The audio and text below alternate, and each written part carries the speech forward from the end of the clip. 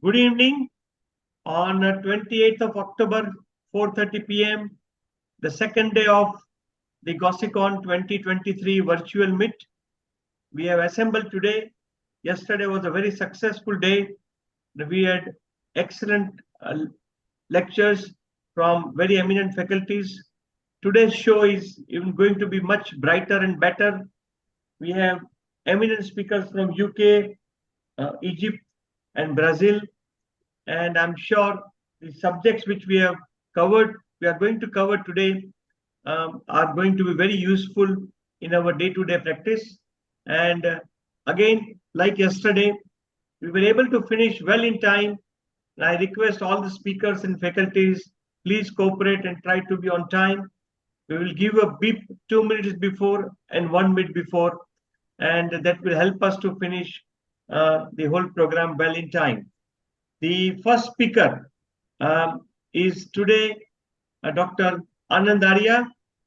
We all need to welcome him, joining from UK, a senior orthopedic surgeon at King's College Hospital, where I have done some of my fellowship also along with Bharat.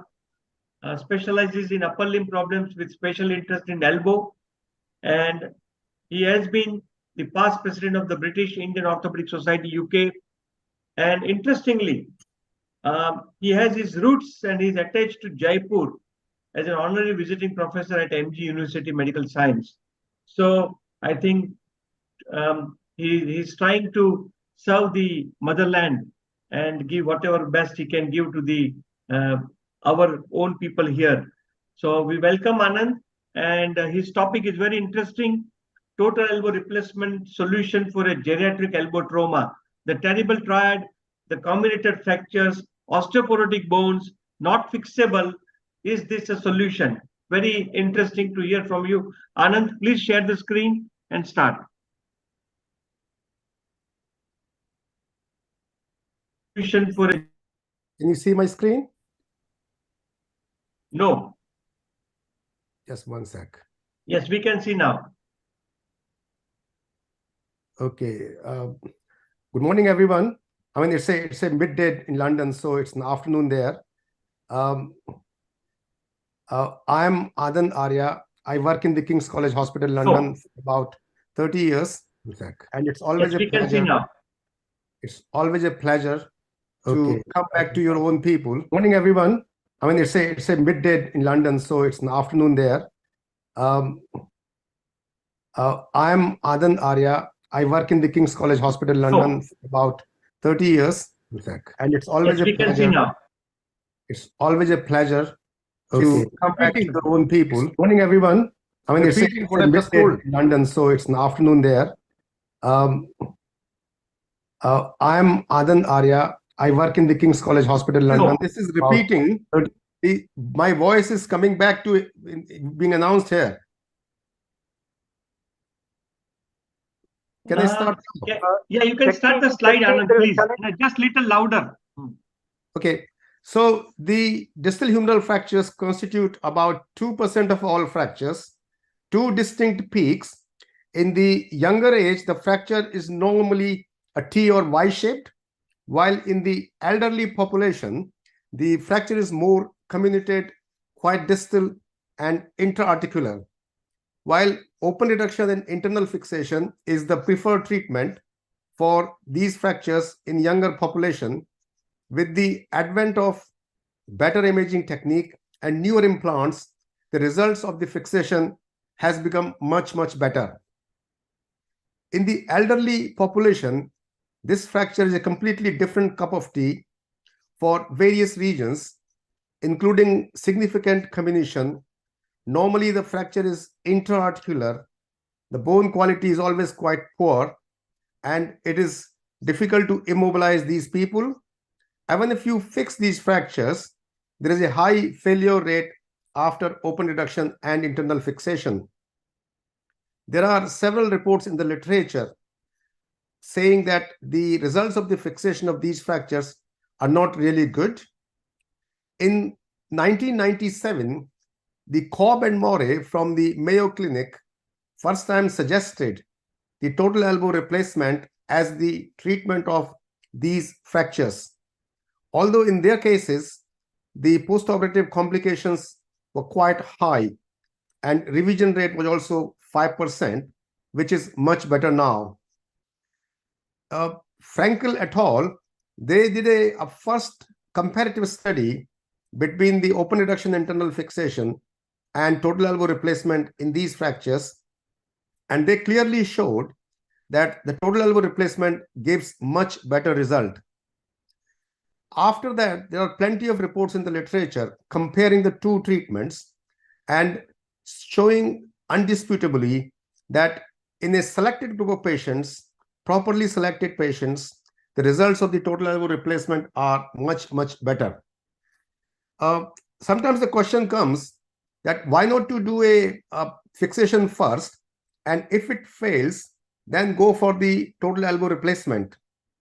There has been a paper here which showed that the total elbow replacement as a secondary procedure after failed ORIF does not give good result. So if you want to do it, you should do it as a primary procedure. The indications for total elbow replacement in elderly populations normally are the unreconstructable distal humeral fractures, either because fracture is very distal, very comminuted, it's distal to olecranon and coronoid fossa, and there are associated coronal plane fractures. In these kind of fractures, the fixation would definitely fail. The indications for total elbow replacement can be extended to more elderly patients, even though those fractures are fixable, but normally it is believed that only one definite operation which allows them to move the elbow properly and quickly is a better solution. People who have a lot of comorbidities such as rheumatoid or inflammatory arthritis or relatively secondary occupation can also be given this treatment.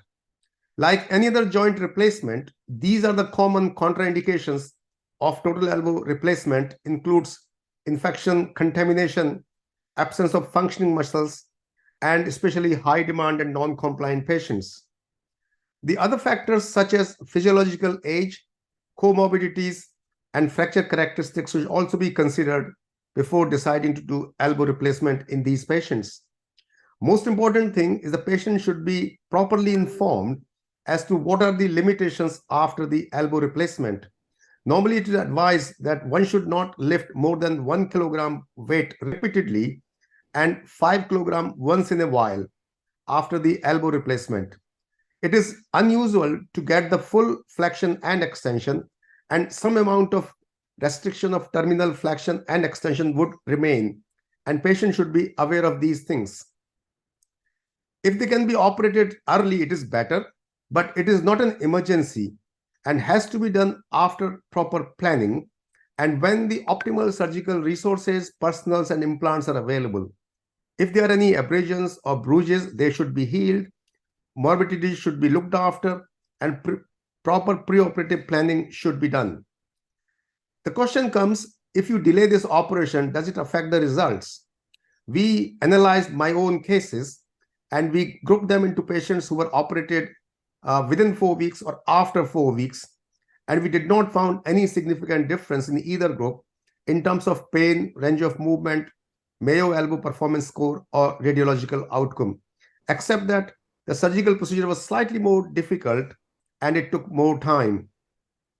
In the pre-op planning, the most important thing is which implant to use, whether you wanted to do a radial head replacement, what position you would operate the patient on, and you should have a narrow cement nozzle, low viscosity cement, suction drain, sterile tourniquet, and image intensifier for your operation. Elbow replacements normally are of two types. The unlinked implant were popular earlier because of the possibility of less wear and loosening, but nowadays not many people use them. They have gone out of fashion, and certainly for distal humeral fractures, they are not used. The linked implant, as the name suggests, they are the humeral and ulnar components are linked together, and commonly used is Cunard-Moret and Latitude implant. I used to use Cunard-Moret earlier, but now have moved to Latitude.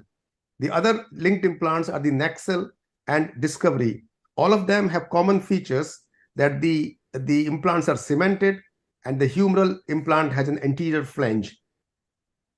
The advantage of linked implant is that the bone loss can be compensated. You do not need to bother about the ligament instability. So they are the choice in the distal humeral fractures. Distal humeral hemiarthroplasty is another option which can be done, especially if the patients are physiologically younger, they are high demand, and they have a reconstructible supracondylar columns and intact or repairable ligaments.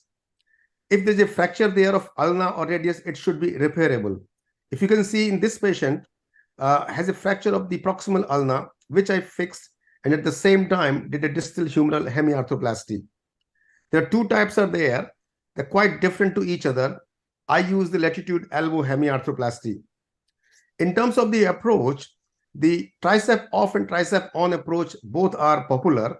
I used to use Brian Moray tricep off approach earlier, in which tricep is detached from the olecranon, but I have now moved to tricep on approach and mainly use the lateral para-olecranon approach.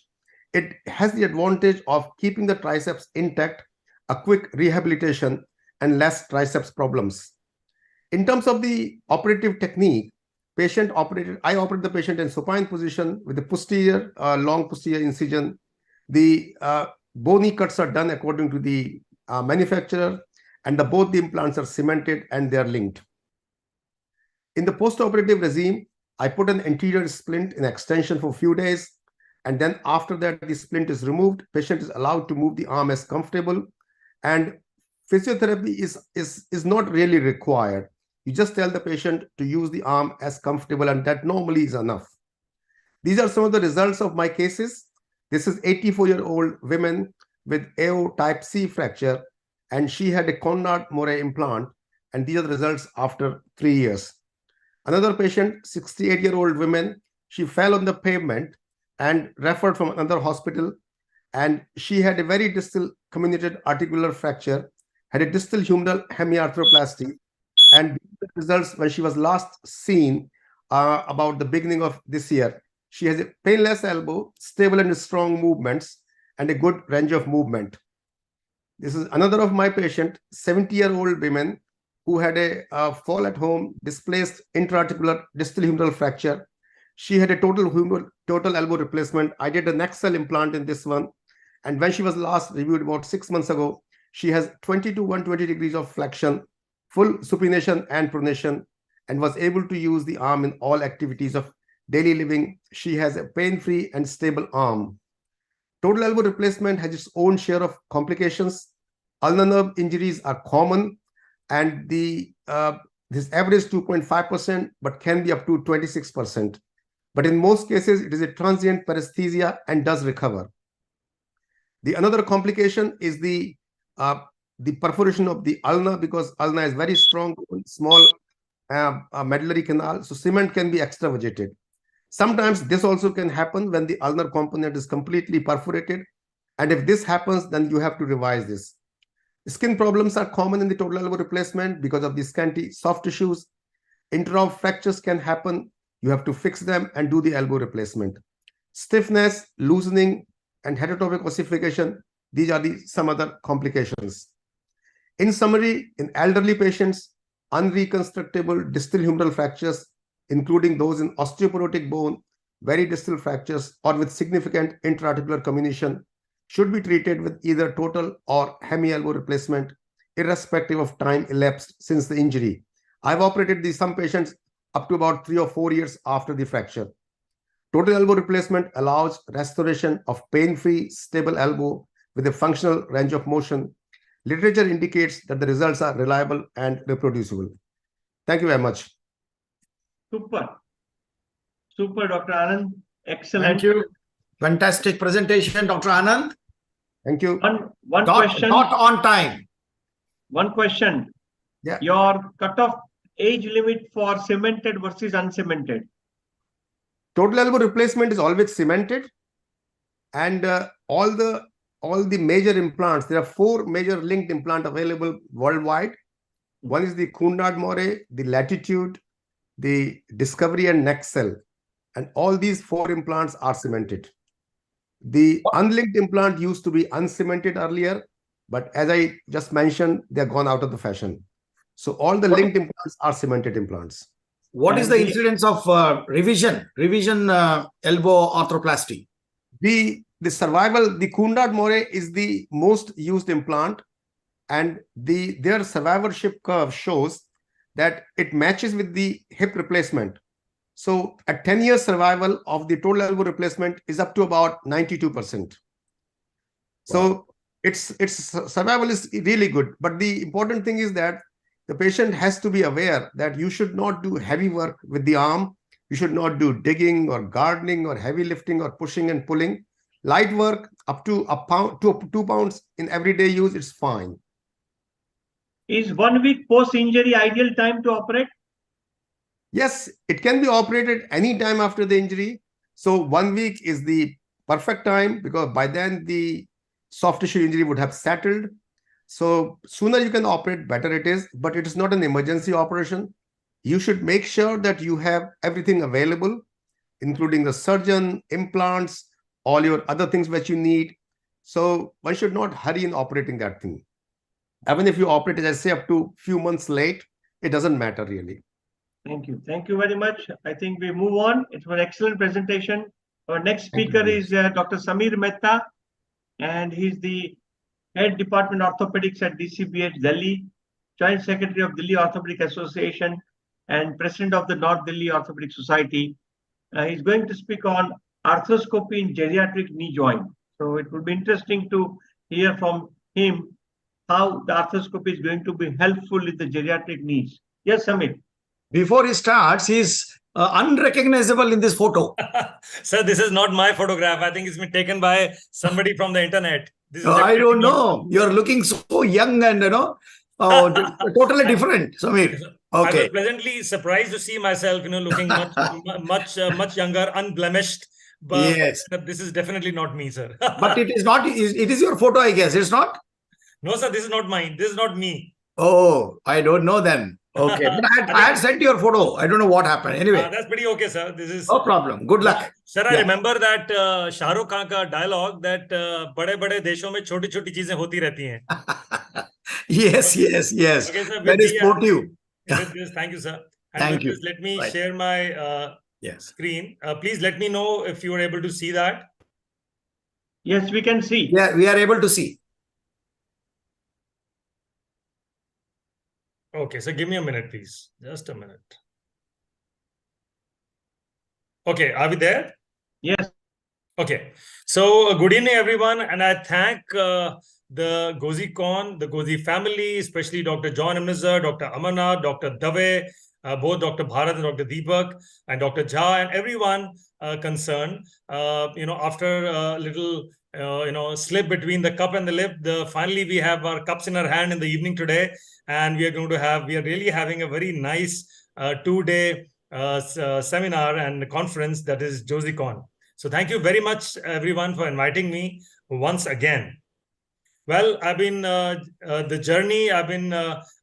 part of the journey, and I've been to different places, starting with Bhubaneswar, then, of course, Chandigarh, then Delhi, and then, of course, Corona came in between. And Goa, I couldn't come because there was DOECON happening in Delhi at the same time. So that was a big miss for me. And but here I am back again, and I'm really delighted. Thank you, everyone, very much again. So my topic today, of course, is arthroscopy in geriatric knee.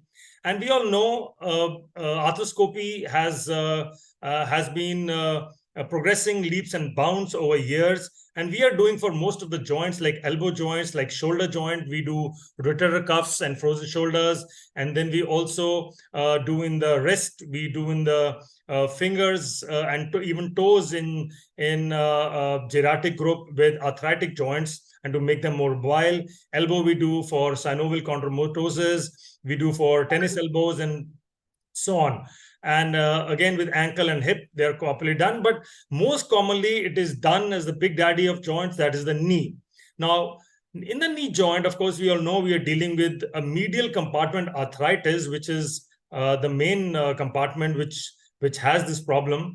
And the AAOS in its guidelines as late as 2021 did talk about that and did give its recommendations. And it says that arthroscopy with lavage and debridement, they did not recommend it as per se as a treatment, but then they do mention that partial meniscectomy may be done.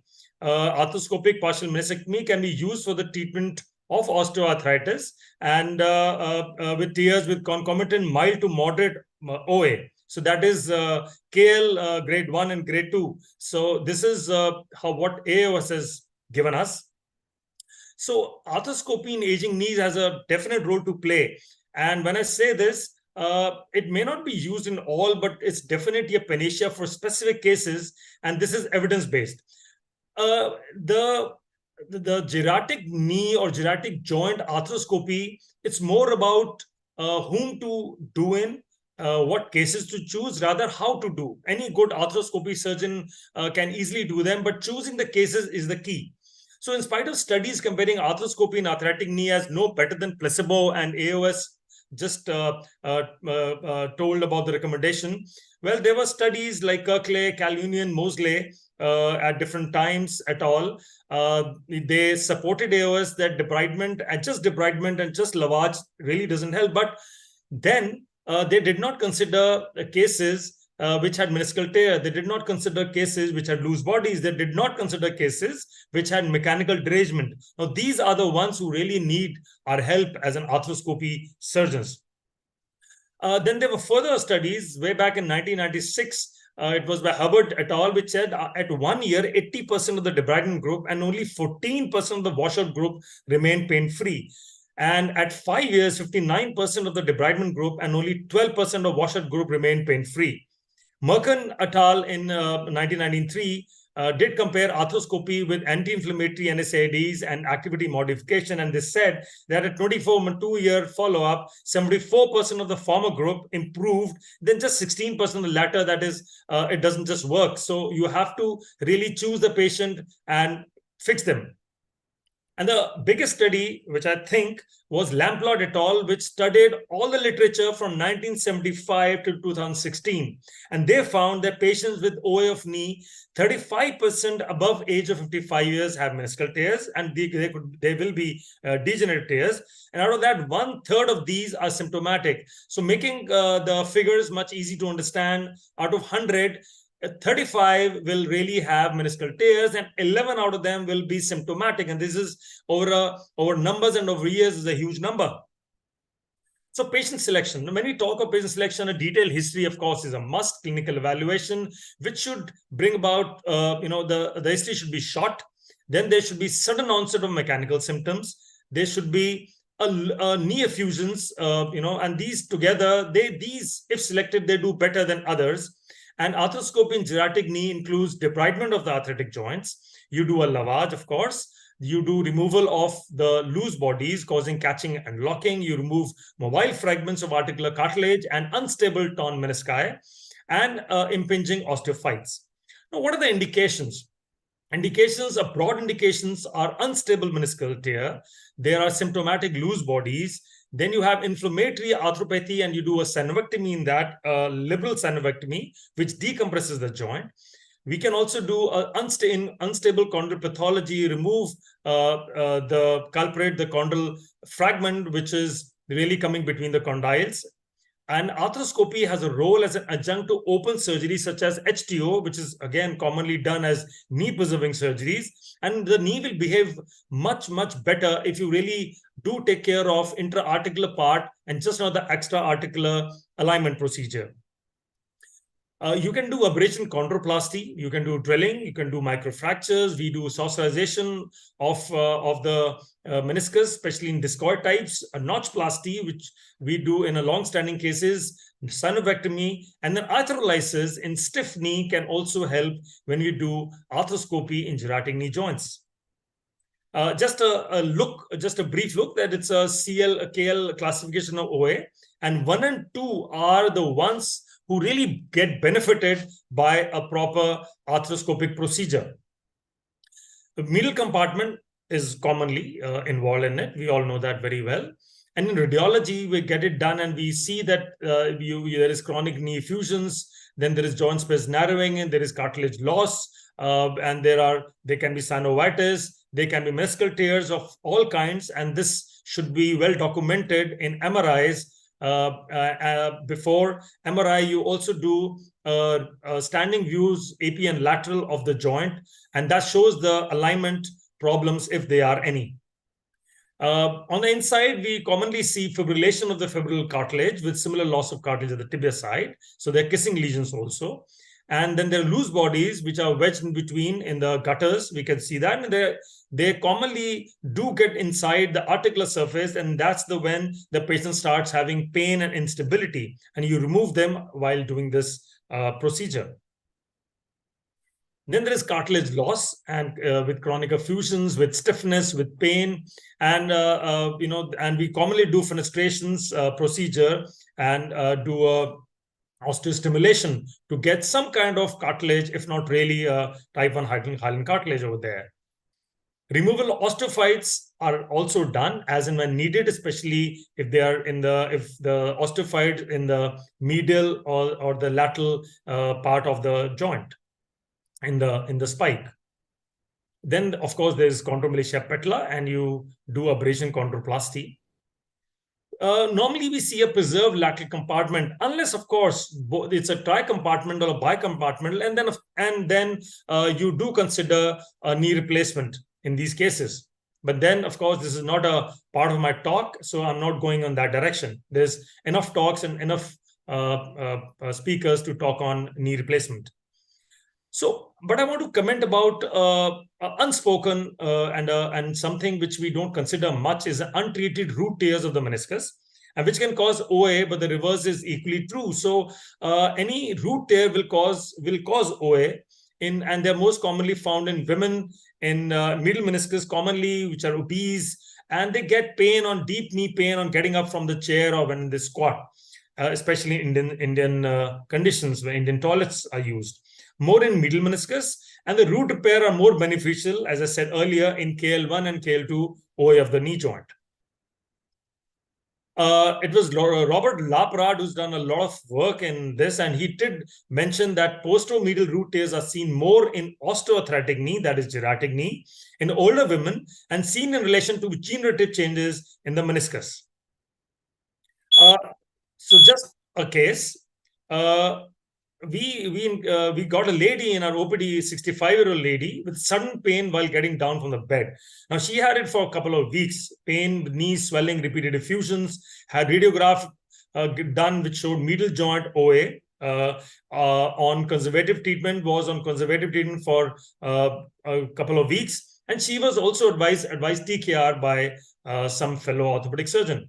On radiographs, there were medial compartment OA seen.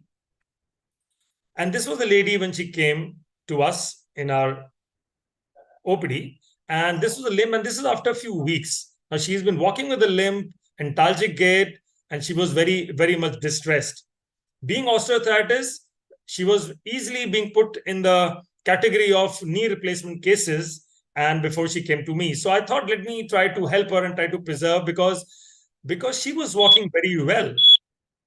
MRI was done, and root tear of middle meniscus was found with chondromalacia and middle compartment OA. And this was like ghost sign, which is commonly seen. Middle compartment OA, there was cartilage loss here, there was fibrillations in the cartilage. And then we did a root repair. This just shown, being depicted in this small video, and we are checking after the root repair. And this is the outside, this is the inside, when we take the stitches in the root by a single tunnel or double tunnel technique. And this is the outside fixation. And this is what we got at day 12. Of course, this is day 12. Look, the pain has gone. This could be because of lavage and because of debridement. And we are not allowing the patient to flex more than 90 degrees. And then at 3 months, the results were really gratifying. Look at her speed. Look at, she's walking so comfortably, so nicely. And the lady who was almost gone to PKR is walking well. Can I get 1 more minute, please? Just 1 more minute, I'm finishing it. Okay. Thank you. So this is lateral meniscal root avulsion in 62-year male, and again a root repair done. So I won't delve much into it now. And HTO was done in 56-year-old with medial compartment OA. High tibial osteotomy was done. This was the X-ray. This was a procedure, HTO, X-ray. But the patient did not get that kind of relief which we really aspired. So we got into the joint again and saw that he had a big radial tear, and so much so this popliteus is visible in the lateral compartment. And once we did that, the patient was really relieved of pain. HTO really worked well after that, and it's been already 2-3 years since then. So what I want to comment on is that please don't miss this. Please give a chance to, I'm so sorry, please give chance to the patient for knee preservation, and arthroscopy can really work very well in such cases. Is a treatment modality for the chosen patients. Choose the patients right, get an MRI, do think about the root, debridement of torn meniscus, etc. should be done properly, and it can really make a difference in improving quality of life. Thank you very, very much, everyone. Thank you for the opportunity. Samir, only one question. Sir. Do you anytime try to put the regenerative agents like stem cell or hyaluronic acid or hyaluronidase or PRP or something at the same time? Would you prefer that to do at the same time? Just a quick question, and then we move forward, please. Sir, thank you for the question. A very pertinent question in these cases. Sir, I do not mix up the two procedures. I definitely choose the patients who are acute. I do arthroscopy. Who are chronic and don't fall into this category, I definitely do PRPs, hyaluronic acids, even steroids, and all those things in other cases. I do not mix these two procedures. Very nice presentation, Samir. Thank you, sir. This topic was required because arthroscopy in geriatric knees, normally we don't recommend or we don't advocate. But having now listening to your talk, I think there is this was a gray area. I think now we can also start thinking in giving this procedure for our geriatric knees. Thank you so much. Thank you, sir. So many things. Samir, you have highlighted about the root repair, Sir. but simultaneously you have also emphasized that the reverse is also true. Would you elaborate a bit? Yes, sir. The osteoarthritic knee, they are prone to root avulsion, especially little obese and women, the study says. But also the other way around, sir, if we miss the root in a young patient or a younger patient in 40s or 30s, sir, it is akin to a meniscectomy. And we all know over years that meniscectomized knees are prone to osteoarthritis. So we don't need to miss the roots in both the cases. Right. Okay, we move forward. Our next eminent speaker, a GOSI supporter for many years, a very well-known senior colleague from UK, Dr. Anand Nanu.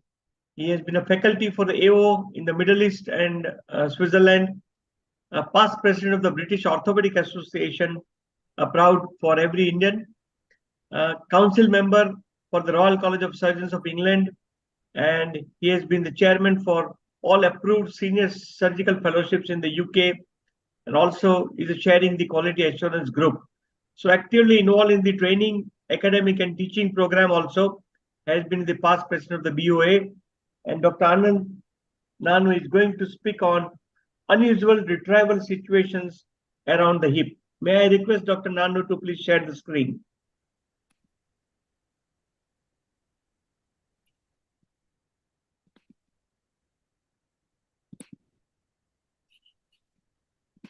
Okay, thank you. Thank you very much, Wael. Can you see my screen?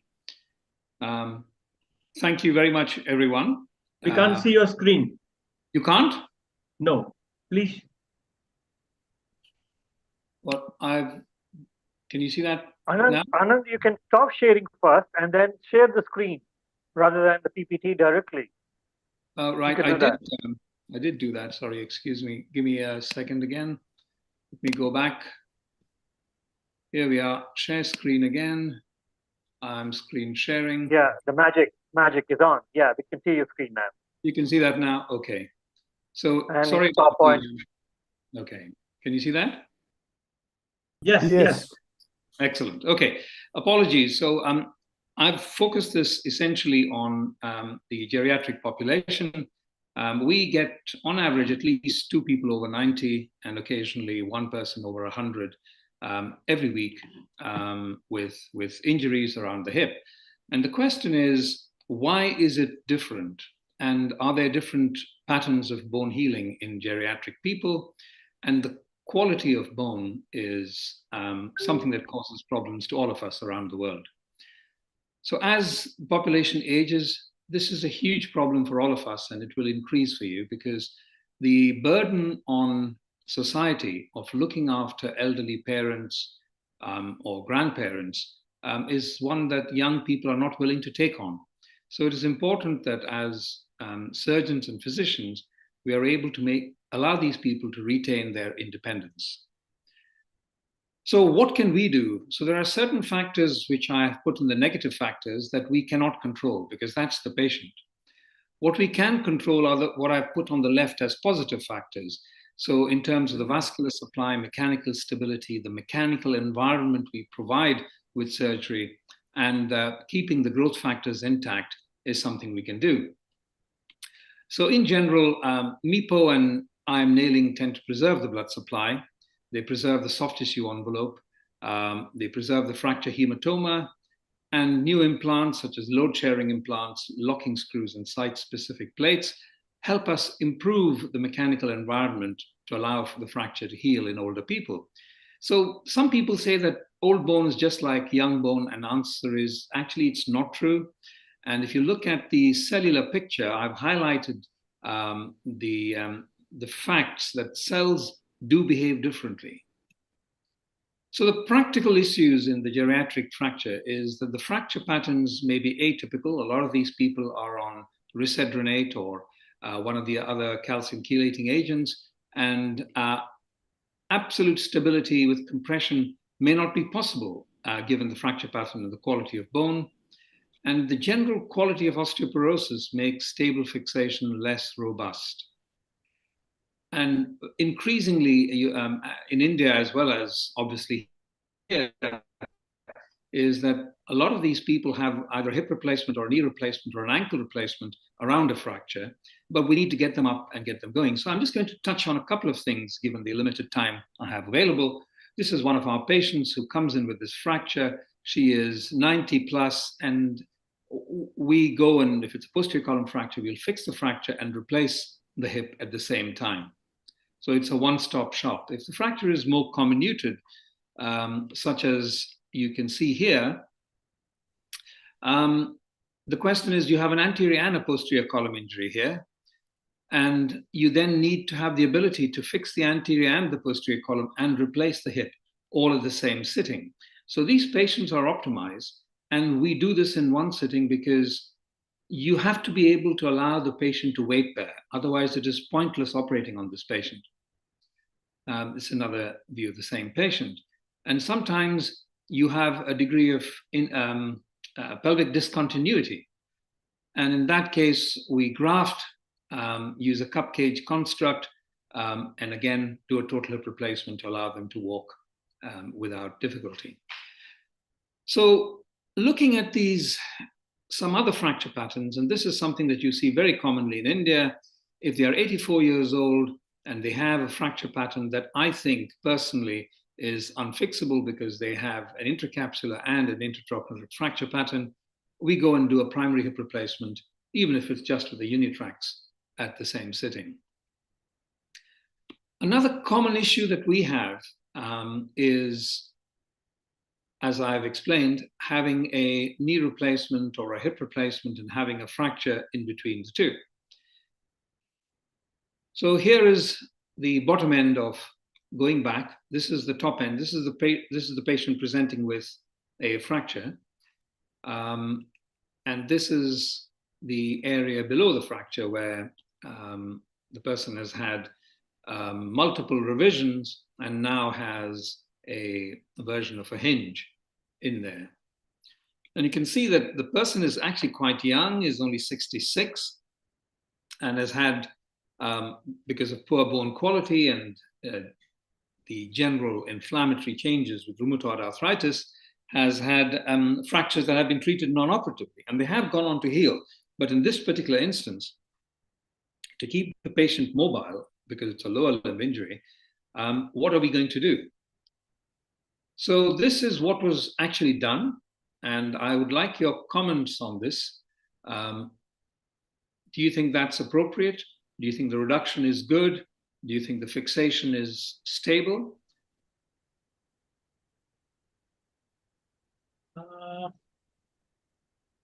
It's anterior,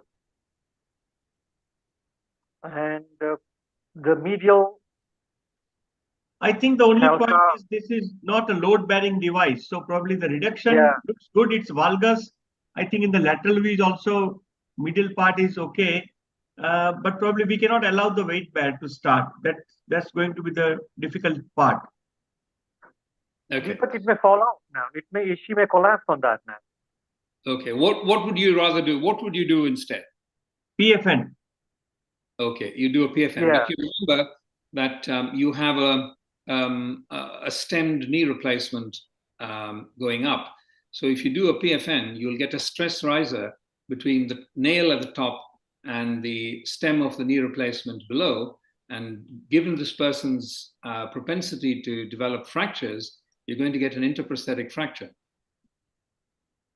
Anyway, interesting. We could have the geriatricians to put the teriparatide probably as well. Yeah, well, part of the problem is the patient is already on these agents when they come in. So Wow. the medical management of these people is managed by, our physicians, the geriatric physicians, and then they only refer them when they come with problems like this. So it's an interesting problem and one that we all face. But the reduction is good. As you've pointed out, this is not a load-sharing device; it's a load-bearing device. And this is what it looks like. So the idea was to span across the stem so that you would not get a stress riser. What do you think is going to happen with this now?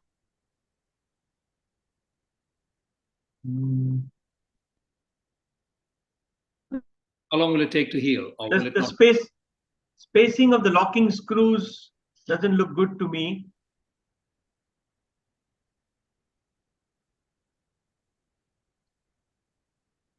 So if you look at the proximal distal end, you've got 3 screws above, locking screws above, and you have 4 locking screws and 1 standard screw below the fracture site. The rest is just spanning to give you some protection so you don't have a weak segment. Anyway, your comments are valid, and this is essentially what happens 2 months down the line. So how are we going to deal with this now?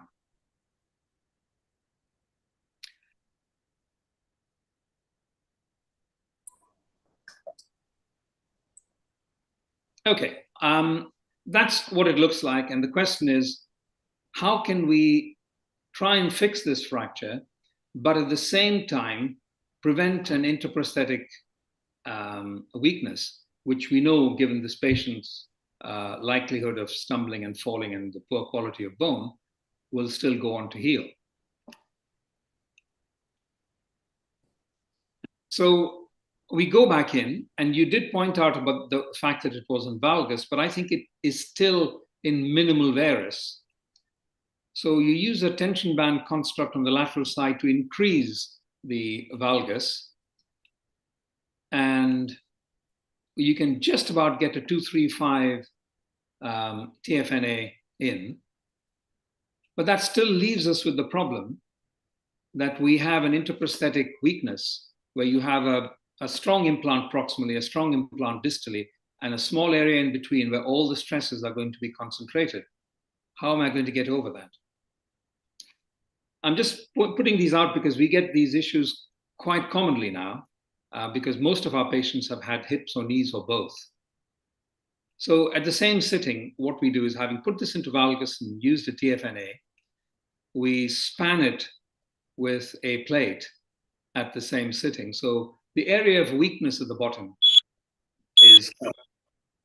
So the point I was trying to make here. Did you do the bone grafting? No, we don't bone graft. The problem is not a biological problem. The problem is a mechanical problem. And so we have to deal with the mechanics. And I think we got the mechanics wrong, as you rightly pointed out, Dr. Dave, in the first fixation, in terms of the fact that we used a very stiff implant in a lady who was, though you said it was in reasonable valgus, you were being kind, I think it was in very slight varus still. And we needed to cover that. And she would have done better had we done what we did now, which is to use a short TFNA. We could just about get the 235 nail in and span it with a plate. And that's probably what we should have done in the first instance. So I'm just showing you some of the mistakes we have made to try and see that in this population, it isn't normal mechanics might work. So our aim is in this population is to make sure, absolutely sure, that the patient can weight bear post-fixation. There's no point telling them to touch weight bear or partial weight bear. This population has to weight bear normally. And if you can't reduce the fracture, don't try and fix it. You've got to know when reduction is perfect. And clearly in this instance, we didn't get it right.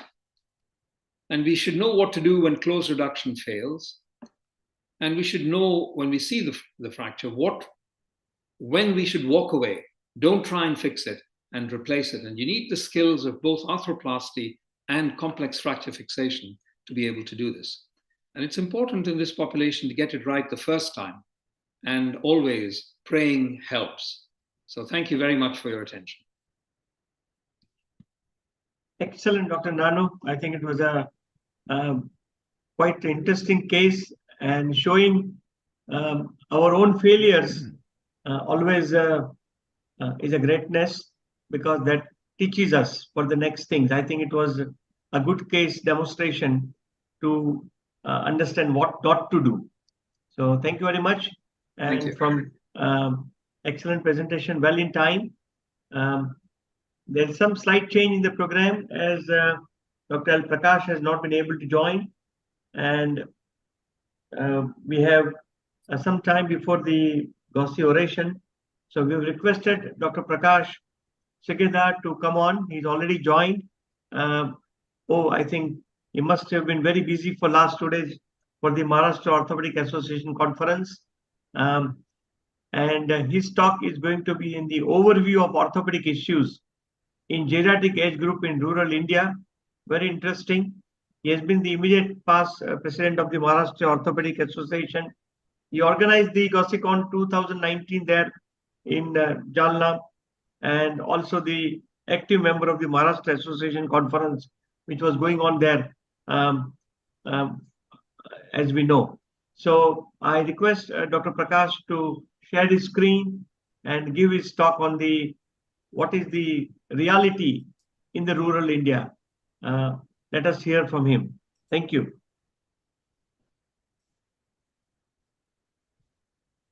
Yeah, good evening, everybody. Is my screen visible now?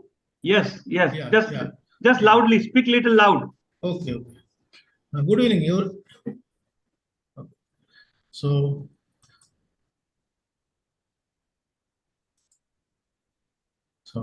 good evening, everybody. At the outset, I am thankful to GOSI family for giving me this opportunity to share my views in this August gathering. I am Dr. Prakash Sigedar. I am practicing at a rural place like Jalna, and this is brief about me. So warm personal greetings from Jalna to all present here. So why this topic is important, overview of orthopedic issues in rural India, because in rural India, there are not only orthopedic issues, but associated social, economical and other psychological issues are more important while treating such patients. And as you know that senior citizens are reservoir of love, affection and humanity, and we must take utmost care. So this is a very important topic. Life has a different stages of life, and change is the only constant thing. Everything changes with time, like body, mind, etc. So old age and sensitive and tender age, it mimics with the childhood in many aspects, except the degenerative changes in body and mind. Geriatric orthopedic problems are unique and need much more attention. So this is a life cycle where we start from the childhood and end with the geriatric age group. So changes occur both in body and mind, and there is a feeling of loneliness, lack of companion. Generation gap is also an important with social and economical factors. And so there are many myths in the rural area about the elderly people, like they don't work, or they are mostly live in the nursing home, or they are in the poverty, etc. And surgery will not be possible in old age, etc. So we have to face all these myths also. Old age people are lonely and unhappy, elderly are not want to work, etc. So physical changes, as I say, they occur in the body along with the psychological changes, the age, cognitive impairments, visual impairments, muscle weakness, and there is a history of fall, which is the risk factor in the geriatric age group. So medical problems are they are on multiple tablets, orthostatic hypotension, Parkinson's, arthritis, etc. So many of the problems like osteoarthritis and osteoporosis and the fractures are important in the this geriatric age group, even in rural as well as in the urban areas. So environmental factors are poor lighting, loose trucks, bed, toilets, and surface preparation, etc. So there are various issues like hospitalization, premature nursing home placement, increased dependency on the assisted devices and self-imposed, and feeling of inadequacy. So fall prevention is very important as staff education, evaluation, assistive devices, and supply, etc. So the problems in the rural area, as I said, there are not only physical problems, but along with that, psychological, social, economical problems are also associated because of the poverty, illiteracy, misbeliefs, and addictions. In rural area, we face many problems while treating the geriatric age group patients especially. So there are degenerative changes, systemic like hypertension, diabetes, comorbidities, other comorbidity, osteoporosis or frailty is a very important problem, and nutritional problems are also there. So age-related problems, as I said, osteoarthritis, osteoporosis, and are there. And most common problem in the old age, osteoarthritis, deformities or crippling, lack of awareness about these elements. No importance is given to treat these elements, more especially in the females, and need much more attention. So preoperative problems like lack of awareness about the operations. There are many myths and misbeliefs. No proper hygiene can be maintained, and no attention by the next to the kins. So, and as I said, psychological problems are also like dementia, depression, Alzheimer's, frustration, etc. There. And even as I said, there are social issues like educational status, misbeliefs, hygienic issues are there, transportation and other problems like service, ambulance services. And this triad of poverty, illiteracy, and misbeliefs is very important in rural India in dealing with such geriatric problems. Addictions is also one of the more problem which is coming now in the these days. And everything early, like in rural India, still there are early marriages, early childbearing, early hysterectomies, and they come with osteoporosis, and the problems are more in the early age as compared to the urban population. So you all know about the incidence of fragility, 4-in-1 in males and 2-in-1 or females. But in rural India, the incidence is more. Every woman in the postmenopausal woman is osteoporotic unless proved otherwise. So there are common sites we get fractures of wrist, hip, and spine, and however it is. It can occur at any time, any fractures. So as I said, all these are factors which are risk factors, and even anesthesia problems are also more because of the comorbidities, etc.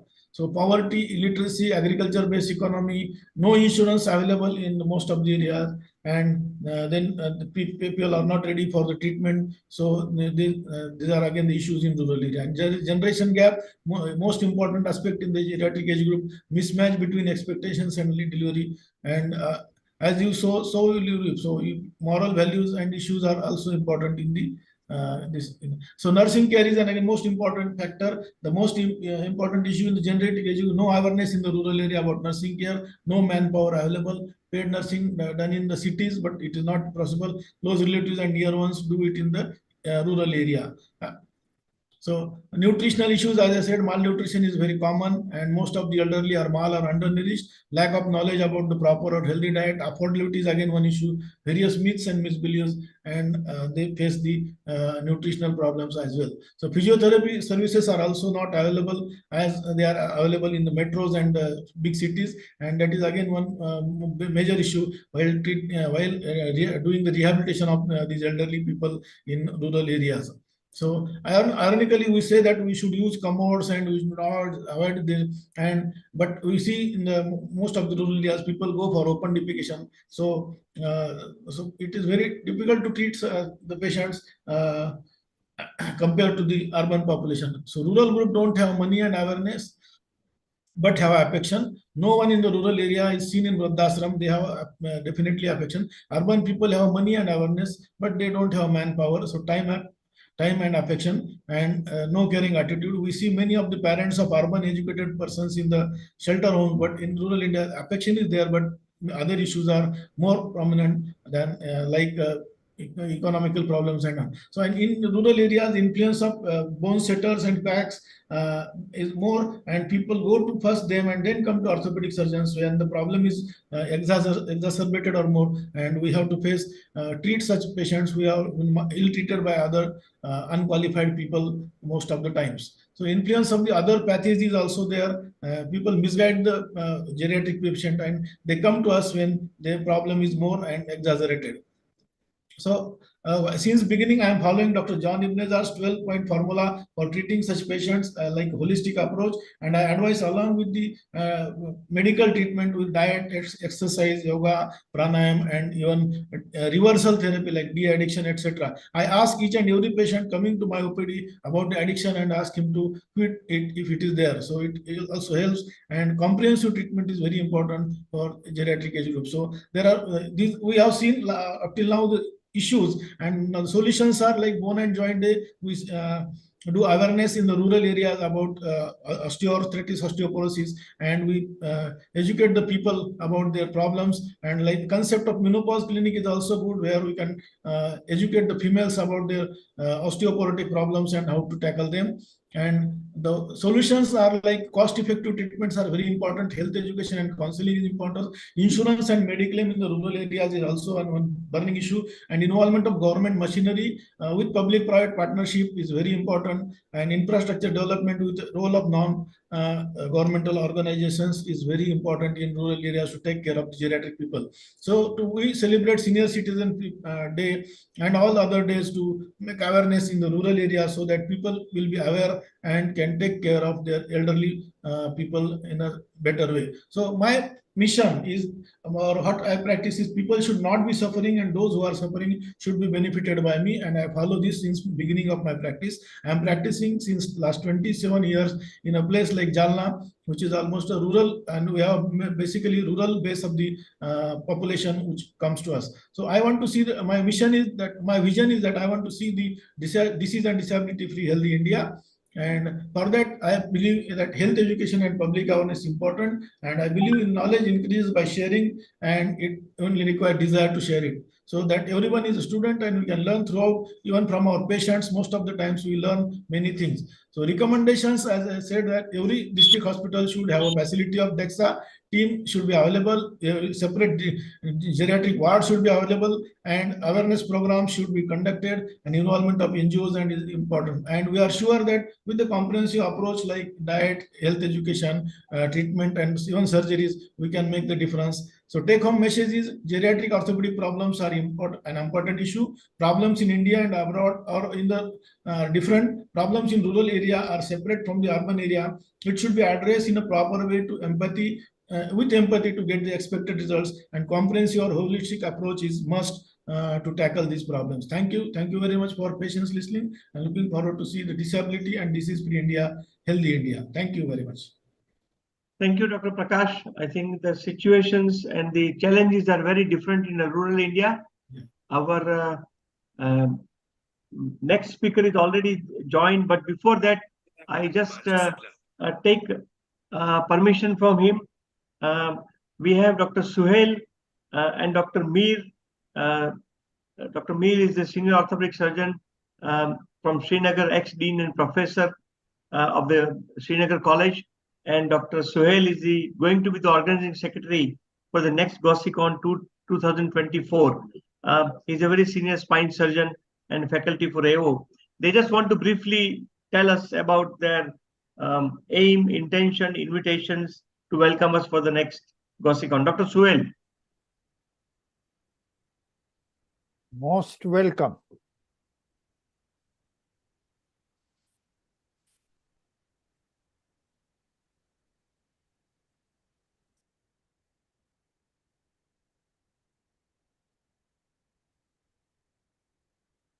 Good evening, sir.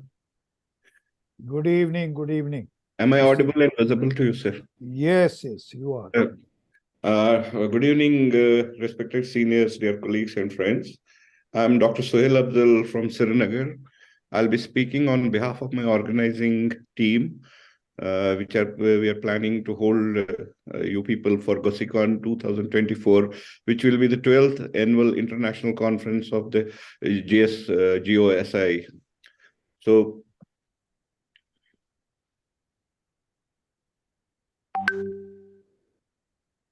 we extend our warm welcome to all of you to Srinagar for this event. Theme, I don't know, we would like to discuss it with the seniors of GOSI. For me, I have put a couple of themes for you to decide which one will go better for this. One will be aging spine, or we can go for degenerative joint disorders. I think we'll have a take on this with the consultation with all the senior members of GOSI and then declare the theme of the conference as such. Dates, most probably September will be the best month to hold this event because October is a little cold. As of, you can see me wearing a jacket this time also. Night temperatures, morning temperatures are very low. So September 13th and 14th or 20th and 21st, that's I think around 2nd or 3rd week of September will be fine enough. Weather is good.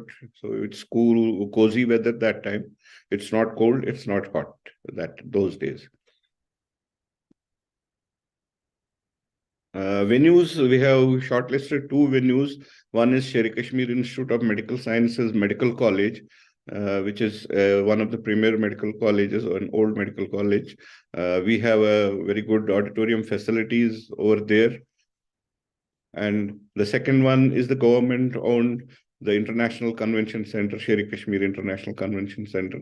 We'll have to see which one will be feasible those days because nowadays a lot of conferences are happening and SKICC most of the time is very difficult to get in and book it. There's no issues of connectivity from all the cities of India. Either it's a direct connectivity or it's a transit connectivity, but it will be days travel to Srinagar from any part of the country. All airlines have connectivity. The flights start from very early in the morning till late in the night. And northern part people can just drive down and enjoy the national highway from Jammu to Srinagar also. Accommodation, there is no problem. We have all types of accommodations here. These are few of the examples, Taj Vivanta, the Great Lalit and Radisson, and not necessarily these. We have all other budget hotels and lesser or cheaper hotels available here. So accommodation should not be any issue for the delegates. Anyone who wishes to stay in houseboats also can do so and enjoy the Dal Lake and have a great time. The major attractions, Mughal Gardens, Dal Lake within the Srinagar limits. Gulmarg is just 45 kilometers away from Srinagar. Pahalgam is a little far away. It's almost 95 kilometers from Srinagar city, but one can go do a up-down in the same day. So I, on behalf of the organizing committee of GOSICON 2024 at Srinagar, welcome you and wish you to see you all in the Valley of Kashmir and have a great stay, a great academic feast over here. Thank you very much for giving me this time and opportunity. Dr. Suhail, on behalf of everybody, let me assure you, Dr. John Ebnezar, Dr. Amarnath, your good friend Dr. Bharat Dave is here. Yeah, myself, hi, Dr. Jha, we all assure you of our full support in all the way.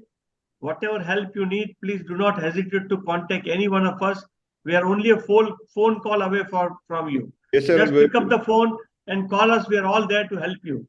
Sure, sir. Yes, we will have to start working on it. Then I'll get to you people, and we can discuss the pros and cons of every part of it, sir. We'll work it out, and we assure you all the support, whatever you need from all of us. So that would be great, sir. Next, I would like to Dr. Suhail. Dr. Suhail, very nice presentation. I was delighted to see you have done your homework well, and you have got plenty of support. And you have got stalwarts like Dr. Dipak Dave, Bharat Dave. They are outstanding. And Dr. Jha is there, your mentor, my mentor, everybody's mentor. We are there. You please interact with us and always be spot on with the communication, so that if there is any issues, we can address it quickly. And we can resolve it. And I'm sure that the medical college, what you are talking about, would be a better one rather than some 5-star facility, because all these workshops, cadaveric things can be done in a medical college. And if you can look at 2.5 days, that would be better. Half-a-day workshops on Thursday afternoon, and then Friday, Saturday conference. That's normally how we do. But I don't know your logistics. You can still work out with Dr. Jha and Dr. Ghulam Mir. Whatever will be the best possible way to make it a good event and a entertaining event, we will do whatever is possible, sir. Yes, and we look forward with great expectations of a great congress in Srinagar. All the best to you, and we are always there. As Dr. Dipak Dave said, we are just one message or one phone call away. That's all. Nice, so nice of sir. Okay, let's move forward. At this juncture, I would like to invite Founder President, National President Dr. John Ebnezar, and our Secretary GOSI, Dr. Amarnath, to welcome and introduce the prestigious speaker for the GOSI oration, Dr. Sergio Ravensky from Brazil. Over to you, John and Amar. Please introduce and welcome the speaker. Good evening, Dr. Sergio. Are you there? Can you listen to me? Yes, there you are. There you are. Loud and clear, loud and clear, loud and clear. Oh, great. Nice to see you, smiling, happy. Thank you. Fresh. I think I had a good sleep. Unlike us. I had a good sleep. Unlike us, we don't sleep well. Yes, fantastic. Great. Thank you very much, first, for accepting our invitation to deliver the prestigious GOSICON oration, and in such a short notice of time. It is really remarkable. That shows how ready you are. At the drop of a hat, you are ready to deliver an oration. For me to prepare an oration, I require 1 month time, minimum. I require 1 month to prepare an oration, whereas you, just in a matter of 3 days, you have accepted it, and I'm so delighted that you are there. And it is a pleasure introducing you, an eminent orthopedic surgeon and shoulder and elbow surgeon from the city of Sao Paulo, Brazil. Very passionate about our teaching, and has created his own project of shoulder and elbow education called the Shoulder Planet. Interesting title, Shoulder Planet. He has already been in India 9 times, and I think we can take this as the 10th time, though it's virtual meeting. Fantastic. You are there, and have been already in 22 Indian cities. Now in this virtual meeting, you're all over the globe. You're all over India. You're in all Indian cities. So that is a big number, according to me. He has performed more than 15 shoulder surgeries in India, being 9 of them transmitted live in many different Indian congresses. Next time, I think we can have a live surgery from your end. So welcome doctors like you in our groups who can... Hello? We have lost John.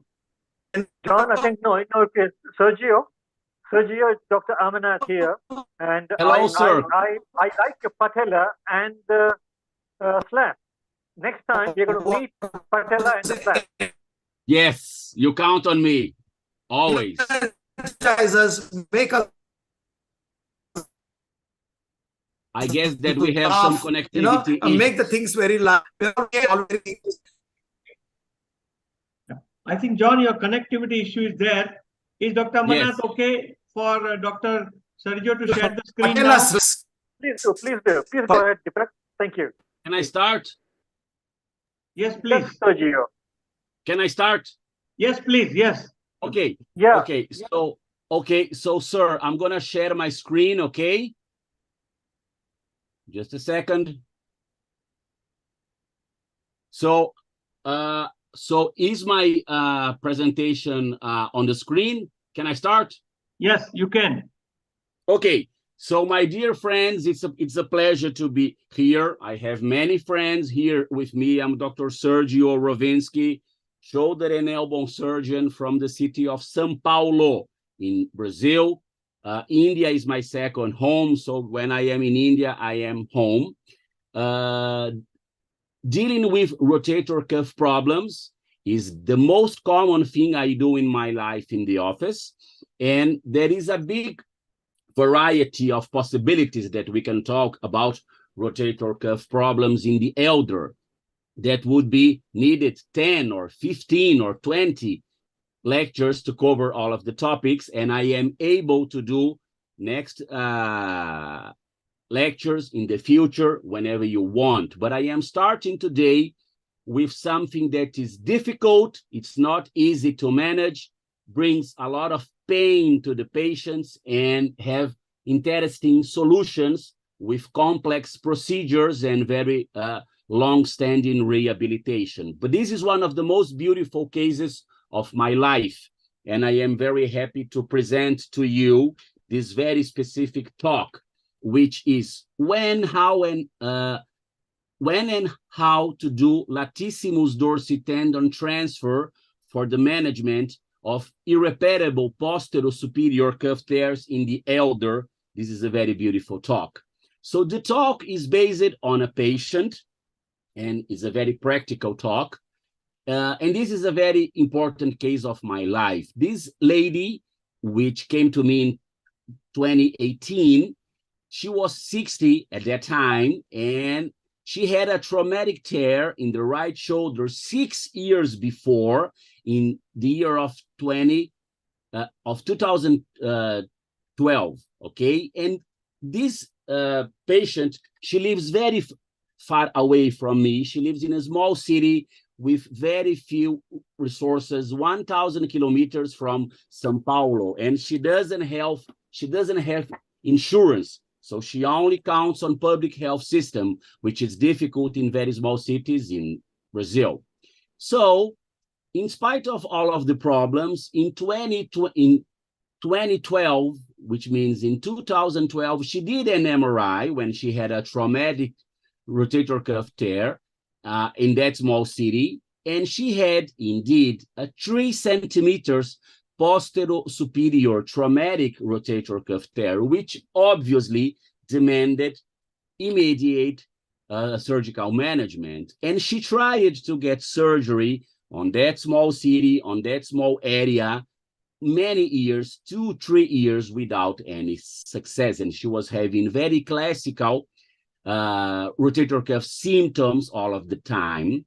And then finally, after 2-3 years, she traveled to my city, São Paulo, in the year of 2014, and she was operated in my public hospital. We did an arthroscopy in her. I wasn't the surgeon, but a very good shoulder surgeon operated her with a standard arthroscopic rotator cuff repair, anatomical repair in single row, acromioplasty, and the results were absolutely fantastic. She has a lot of discipline, so she did physio in that small city, and she was absolutely fine. Her shoulder was very fine again. She was happy. She was with good elevation. She had strength.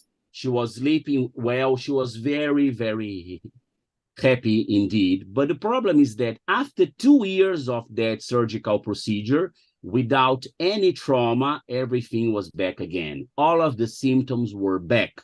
And she was in tremendous suffering. She had very typical, classical subacromial pain clinical scenario on the right shoulder. She had very intense pain anterolaterally for elevation.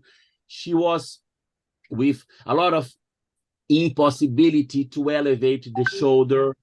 It was very difficult for her to sleep. This lecture is not about rotator cuff clinics, okay? But I'm not playing games, obviously. She was in misery with very, very classical symptoms. So she came to me again in February 2018 for me to examine her, okay? I would like to clarify that I am showing the face of the patient according to all of the legal laws of Brazilian Federal Council of Medicine to show the face of the patients in a pedagogical lecture. I would like to highlight that. And the hospital and the patient had given me consent to show the face of the patient. This is very important.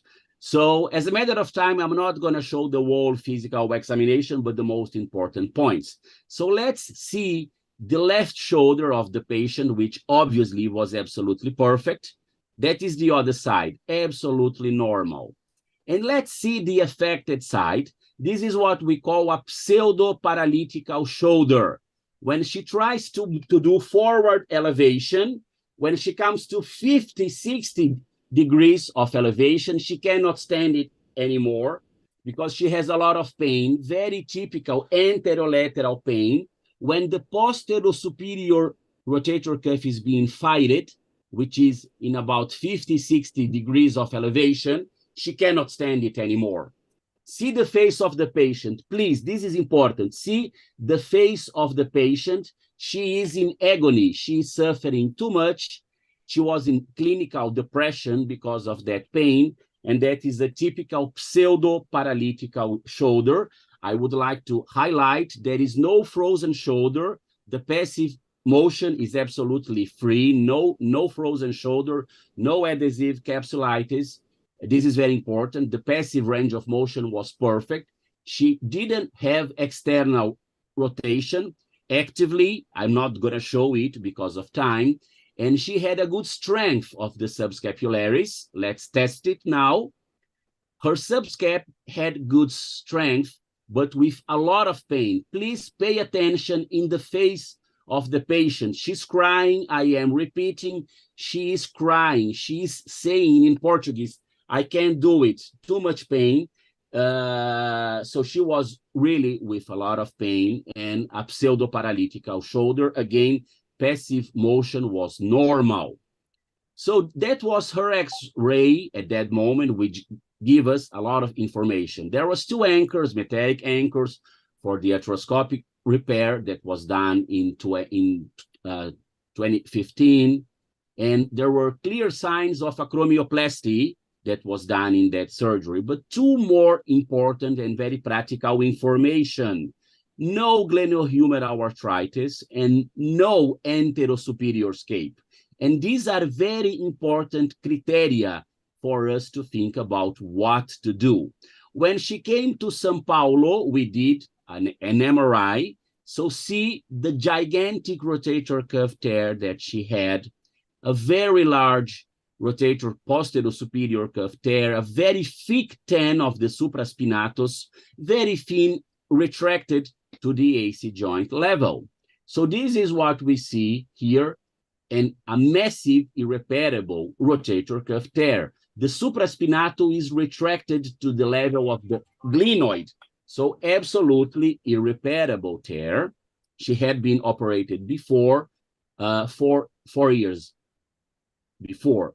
This is another view on a sagittal plane in T2, in which we see no more supraspinatus, absolutely absent supraspinatus, and very small fibers of the infraspinatus, but basically that was an irreparable tear.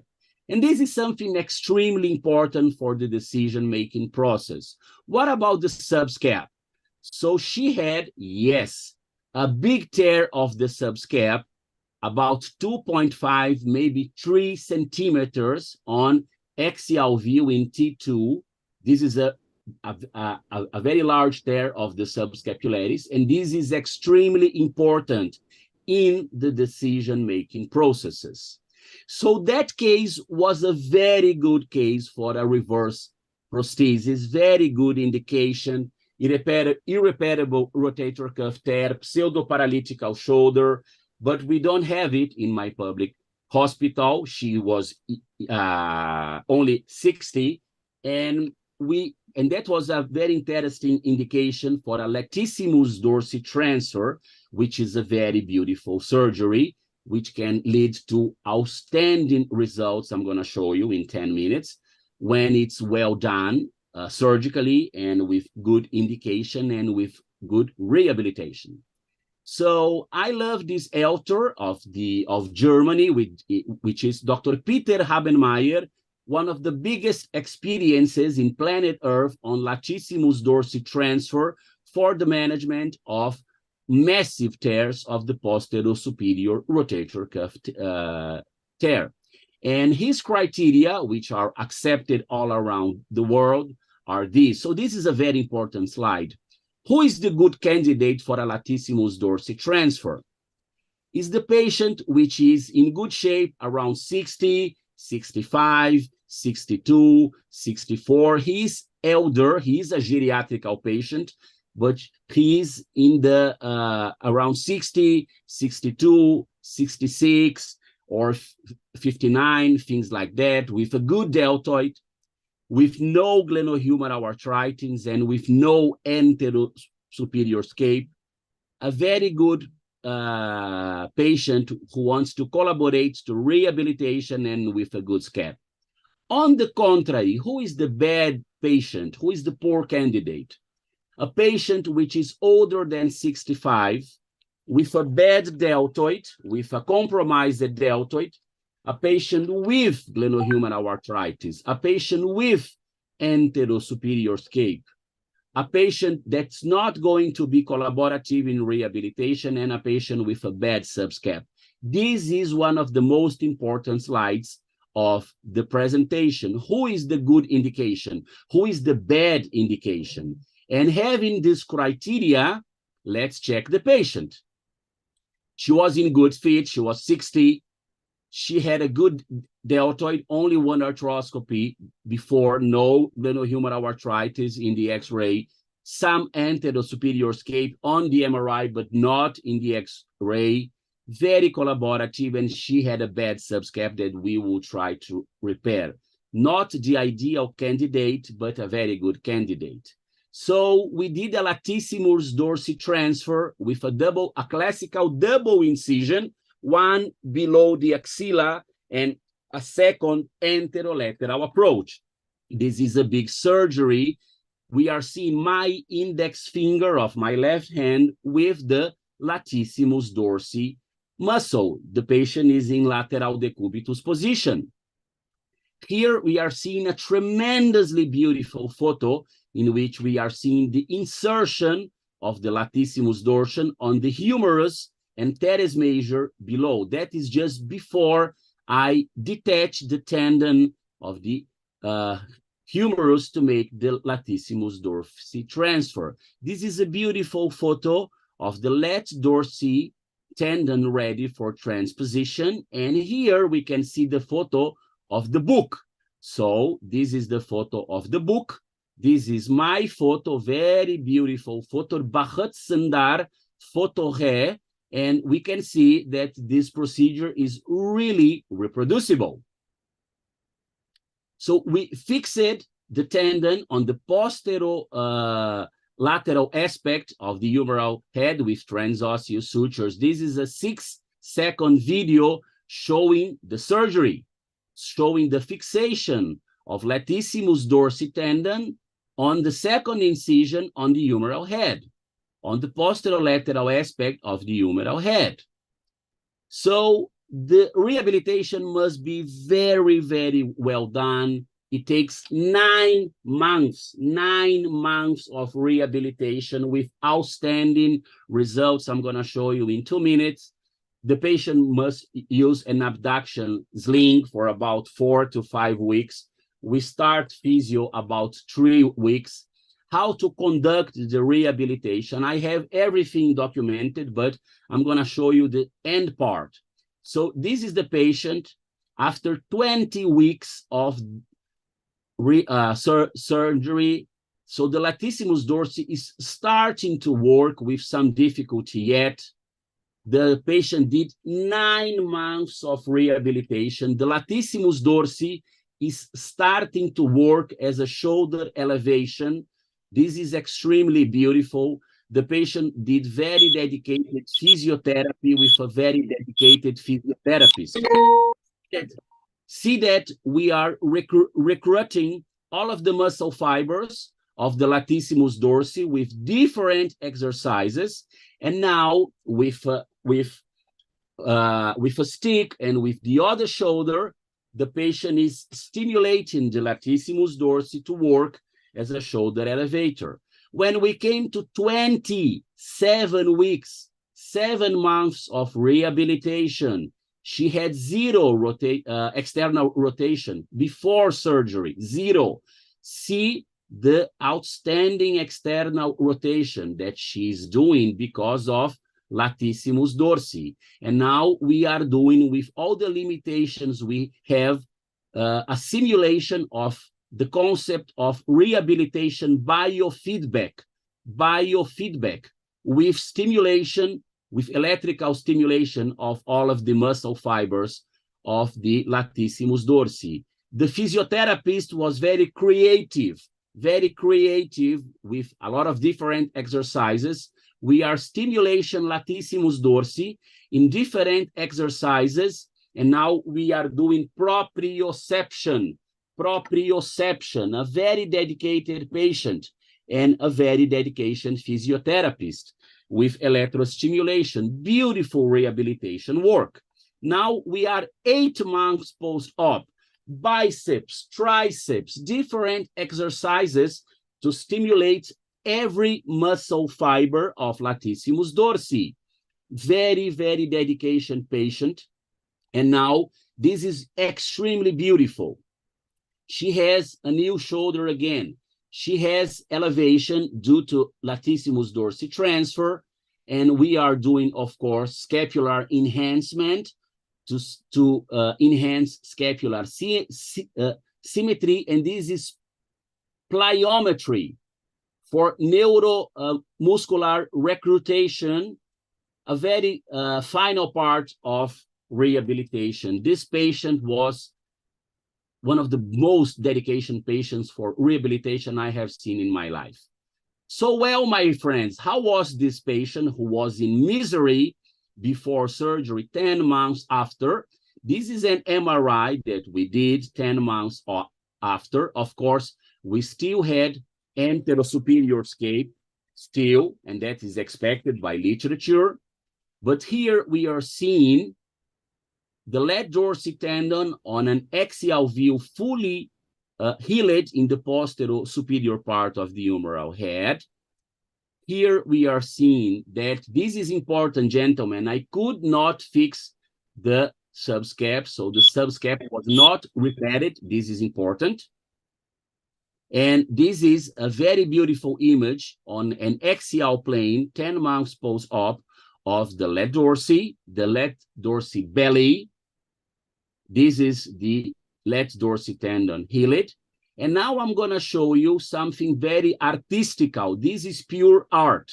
One of my friends, radiologists, did a non-conventional magnetic resonance image, plane image, which this is absolutely lovely. This is a different way of doing MRI in which we can see the whole latissimus dorsi tendon now traveling from the back until the humeral head, passing below the posterior part of the deltoid. Very, very different way of doing MRI, a very elegant image.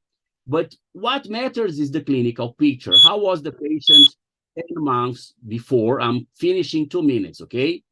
She had full external rotation and still some difficulty to elevate. That got better over time, but full capacity to keep the shoulder elevated for someone who had nothing. She's saying in Portuguese, I feel absolutely zero pain.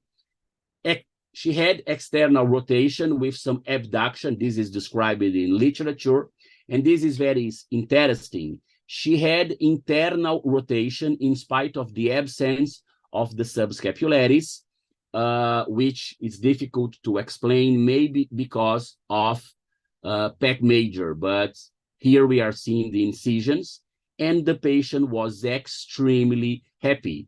So I am finishing in 1 minute. Please give me 1 minute. This is the patient before the surgery, and this is the patient after surgery. This image is worth 1 million words. So this patient came to me, I'm finishing in 1 minute. This patient came to me January 2023, this year, 4 years and 8 months. That was the X-ray in January this year. We have some anterior-superior scape. This is described in literature. No glenohumeral arthritis, but this is the patient for 4.5 years after surgery. I'm finishing in 1 minute, less than 1 minute. This is the incision. This is the axillary incision. The patient was very happy. The patient is in zero pain, full elevation, absolutely fantastic clinical result for someone who had a pseudo-paralytical shoulder, full external rotation, and she still has, after almost 5 years post-op, internal rotation, which is difficult to explain, maybe because of the pec major, but a fantastic result. Take-home messages. This is the most important author of the topic, Dr. Christian Gerber from Switzerland. So this is a very effective technique when you select well the patient with irreparable posterior superior cuff tears, the latissimus dorsi transfer. Take-home message 2.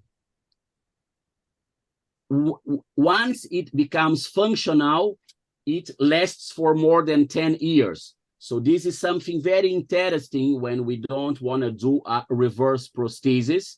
And this is something for really to count. This can last 10 to 15 years. This is proven in literature. And when we don't have the subscap, results have a tendency not to be so good, but still they can happen, as in this case. So I really want to say thank you to all of you. It's a pleasure to be here. Dr. John Ebnezar, he told me in WhatsApp that now Dr. Sergio is a Gosian. So now men, Gosian, Hun, and Danyavad. That's it. Thank you, Dr. Sergio. Fantastic presentation. We need people like you in GOSI because we want things to be active and lived up, and a lot of jokes and a lot of humor. So since this is an oration, no questions are allowed. I request Amar to please give some closing remarks. John, thank you. Sergio, it's been a real honor to have you here. You know, in the far end of the world, thousands of miles away, 7 seas crossing, and then you are here virtually with us. It felt as though you were sitting right in front of you when you were explaining to us. Fantastic. And we look forward for the GOSI in Brazil, Sao Paulo. And also we will be meeting the slap and the patella, definitely. Lovely. Thank you. They are my children. Thank you, Dr. Sergio. Right, fine. We are moving on, just slightly behind the schedule, and we have the next speaker, a very eminent orthopedic surgeon, innovator out of box concepts in orthopedics, and he has been the co-inventor for lots of things. He has his own Prakash trauma system, Tangeri, and orthopedic beyond books is what he's known for. Dr. L. Prakash is going to speak on a common problem, which is an IT fracture in geriatric, new method of treating stable geriatric trochanteric fracture. Dr. L. Prakash, you have 15 minutes. Please share the screen and start. Thank you very much. Thank you very much. Thank you very much. It's a wonderful opportunity to be here to share my experiences. 1 minute, I'm going to share my screen. Yes, that's the share screen I'm going to share. And that's a talk I'm going to put. And I'm going to put a play here. 1 second. Closed captioning. Oh, that's it. 1 minute. Yes, I can play. And let me get the view right. So at least I can see. Can you see my screen? Yes, we can see. Yes. And is my slide audible and clear? Yes, yes, very much, very much. Good, good, good. So now I am having some difficulty in the sense that there is a sound. No, you click. Prakash, you click on the presentation, and then again you can click. It'll come on. No, it's okay. My presentation is on. That's okay. I am not getting the view plot properly. Correct. Good. So block and walk, a new method of treating stable trochanteric fractures. I am extremely happy to be invited to GOSICON to give this wonderful speech. Give this talk, which I believe that you will enjoy. I am right now in Jalgaon, Maharashtra, and finished my event, and I'm here before you to give this talk. Lord Sri Krishna in Bhagavad Gita has clearly said that what you do not know does not exist. And Boyd's pathology said that the eyes do not see what the mind does not know. In this talk, I'll give you some glimpses on relearning innovative technologies, which will really ensure that you see something which, yes, now I'm better. In this talk, I'll give a glimpse of relearning innovation by me and my colleagues. Proximal femoral fractures are the commonest fractures in elderly after the wrist fractures. Most commonly operated fractures in those above 50 years. The bread and butter of the young orthopedic surgeons. But the results of treating these fractures non-operatively as they were done before 1940 or operatively as they are done today are significantly poor in 1/3 of the patients, and around 40% patients do not live to their next birthday. Books show 50% never recover fully, 20% die within a year, 30% have got permanent disability, 40% are unable to walk independently, and putting rigid, hard, metallic implants into soft, cheesy bones really causes bone cut through and various problems. This is an entirely different method based on sound orthopedic principles. My only request is please listen to it with an open mind, because fracture, this happened, I think, during the mid-COVID, and this gentleman is a cousin of my late father in Chennai, had a trochanteric fracture, and I asked my nurse to give him a beta 6 block and asked her to make him walk immediately. My nurse herself was surprised. The hospital where they had gone, the orthopedic surgeon was surprised. This idea just struck me that no, this COVID time is not safe to operate. Let us relieve his pain and make him walk. And this guy, who was bedridden for 24 hours, came to the hospital, had a block, walked on his trochanteric fracture and walked home. And the pain portal block 6 is only pentadiluted xylocaine with 30 micrograms of clonidine, which means it is 0.3 to 0.5% of lidocaine with 30 micrograms of clonidine. That's all, given in a spot which I'll show you now. This is him 7 days later when the nurse has gone to his house and repeated the injection. He's independent, he's going to toilet, he's using a walker, and his mobility and progress is more rapid than would have been with a DHS or a PFN or a condylar plate or any other medullary or extramedullary fixation. And that is him in 92 days, where the fracture united without metal. Thereafter, I started deploying this method, and you can see day 1, day 30, and day 80, the fracture has fully united in 80 days, which no DHS or PFN will unite. Next one. Day 1, day 91. Slight virus, the patient is very happy. This is a revolutionary way to manage stable intertrochanteric fractures and valgus impacted neck of femur fractures. No traction, immobilization, spica or plaster. No DHS, PFN, condylar plate or any implant. It uses only established principles of orthopedics and really tells us that it's not plate or plaster or nail that makes a fracture unite.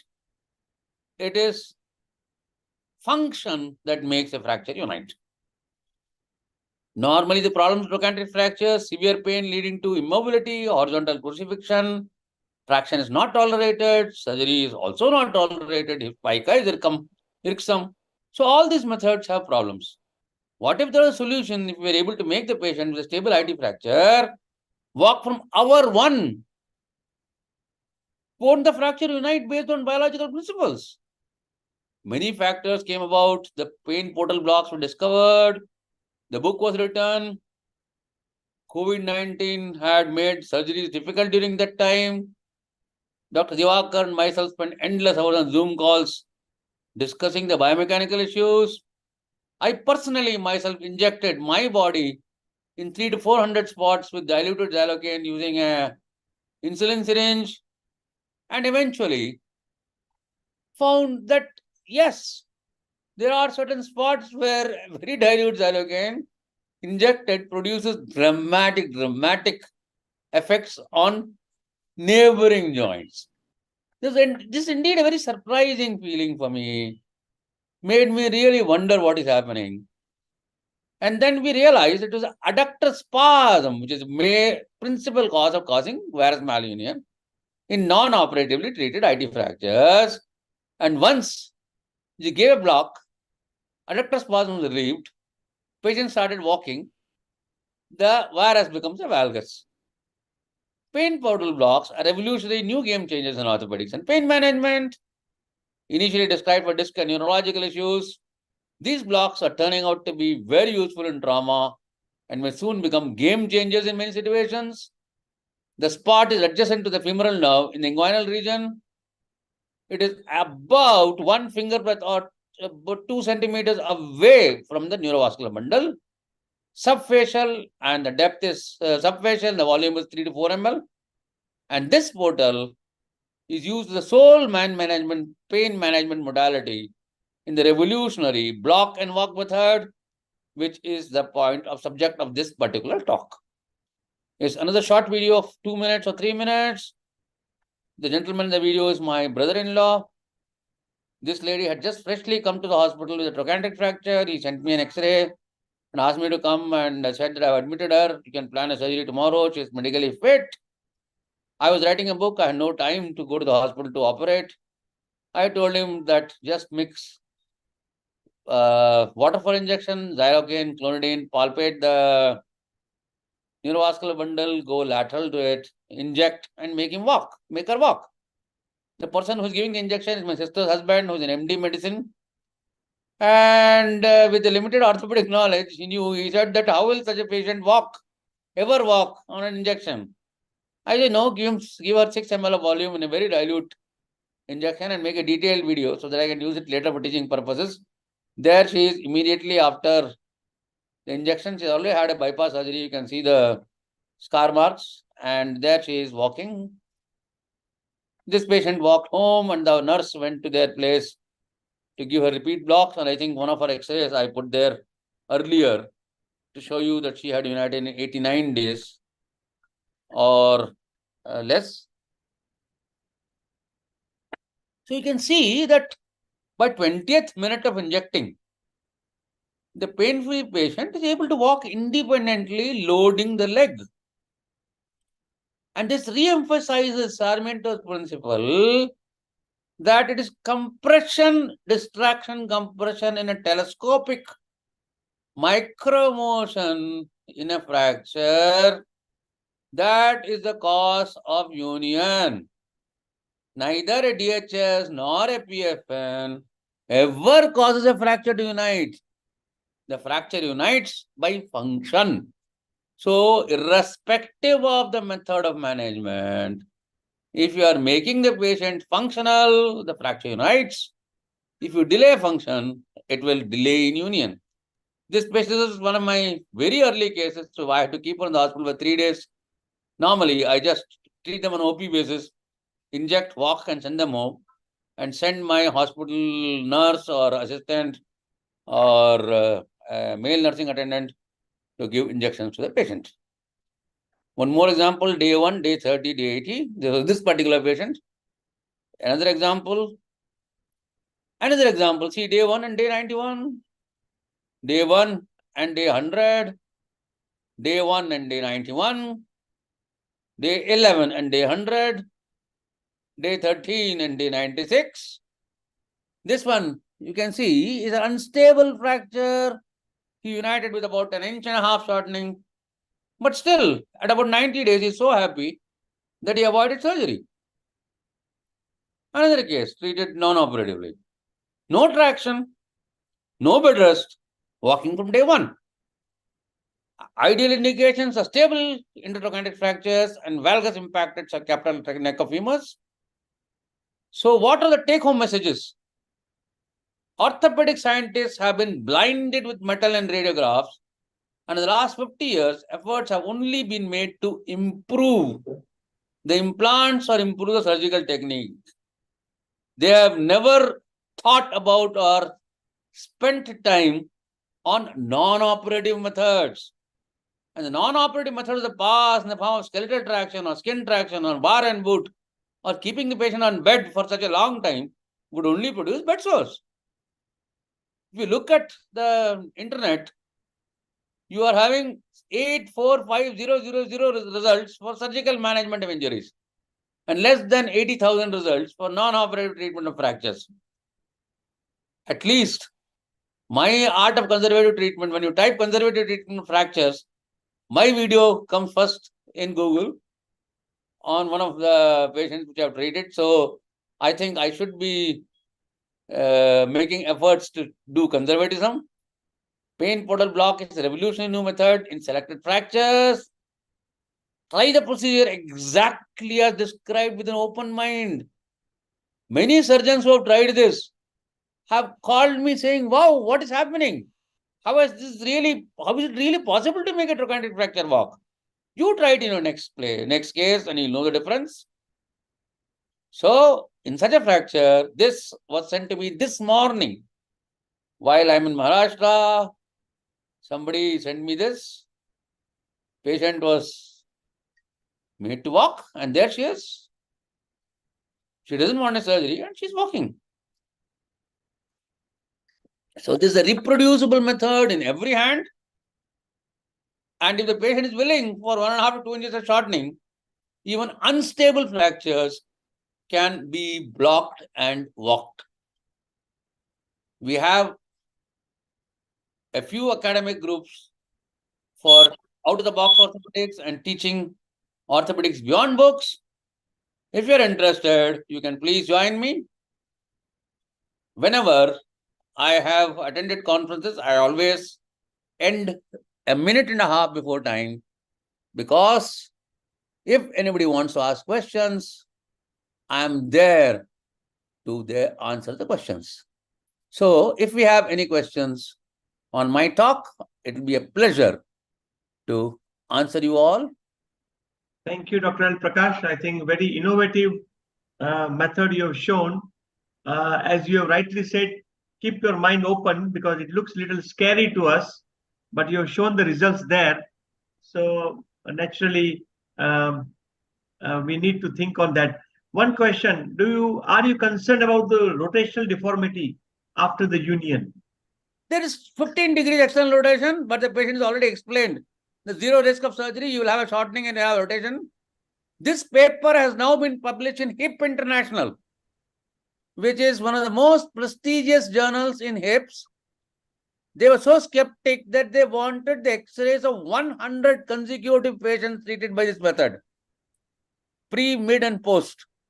I sent every single x-ray, and finally this has been published in the prestigious Hip International, and I will put this paper on both GOSI family and the faculty group immediately after I finish my talk, so that you can get scientific evidence published internationally, peer-reviewed by Americans and British, to know that this thing works. And that is actually all Harris scores and everything, including the negative. Second question. Yes. We are almost just on time. We have 1 minute to go before Dr. Gaurav Gupta comes in. This question is, what analgesics and how much anti-osteoporotic regime you give them during this course of conservative management of 3 months? Number one, I do not give painkillers. Very, very important, because diclofenac is dangerous and all the non-NSAIDs are fracture delaying. So I do not give painkillers. If at all I have to give something, I will give 2 mg or 4 mg of Mederol orally for 10 days. Steroidal inflammatory, anti-inflammatory, not non-steroidal anti-inflammatory drug, number one. Osteoporosis management, of course, I have a protocol of my own. I do not use denosumab and all these costly biologicals. It is just basic iron, not oral calcium, but iron on alternate days, high protein diet, probiotics, vitamin D, 60K Sundays, 6 lakhs of vitamin D ampule, broken up, mixed in a coconut oil thing. I give IV calcium gluconate. Now I don't give oral calcium. IV calcium gluconate, I give 10 cc IV, every 10% 10 cc IV every Sunday. There's a separate prescription which I'll send you. And Hariom Agarwal, of course, has got a very nice prescription. We should have had Hariom on this talk thing to give us his talk about osteoporosis, which is extremely interesting. But that will be for another occasion. Thank you. Thank you very much. I think Dr. Prakash. Yes, Dr. Ebnezar. Yeah, that was very innovative. You put a lot of scare into the minds of orthopedic surgeon. Trochanteric fractures, patient walking immediately. That is something is mind-boggling, and it is so unbelievable that you can achieve that.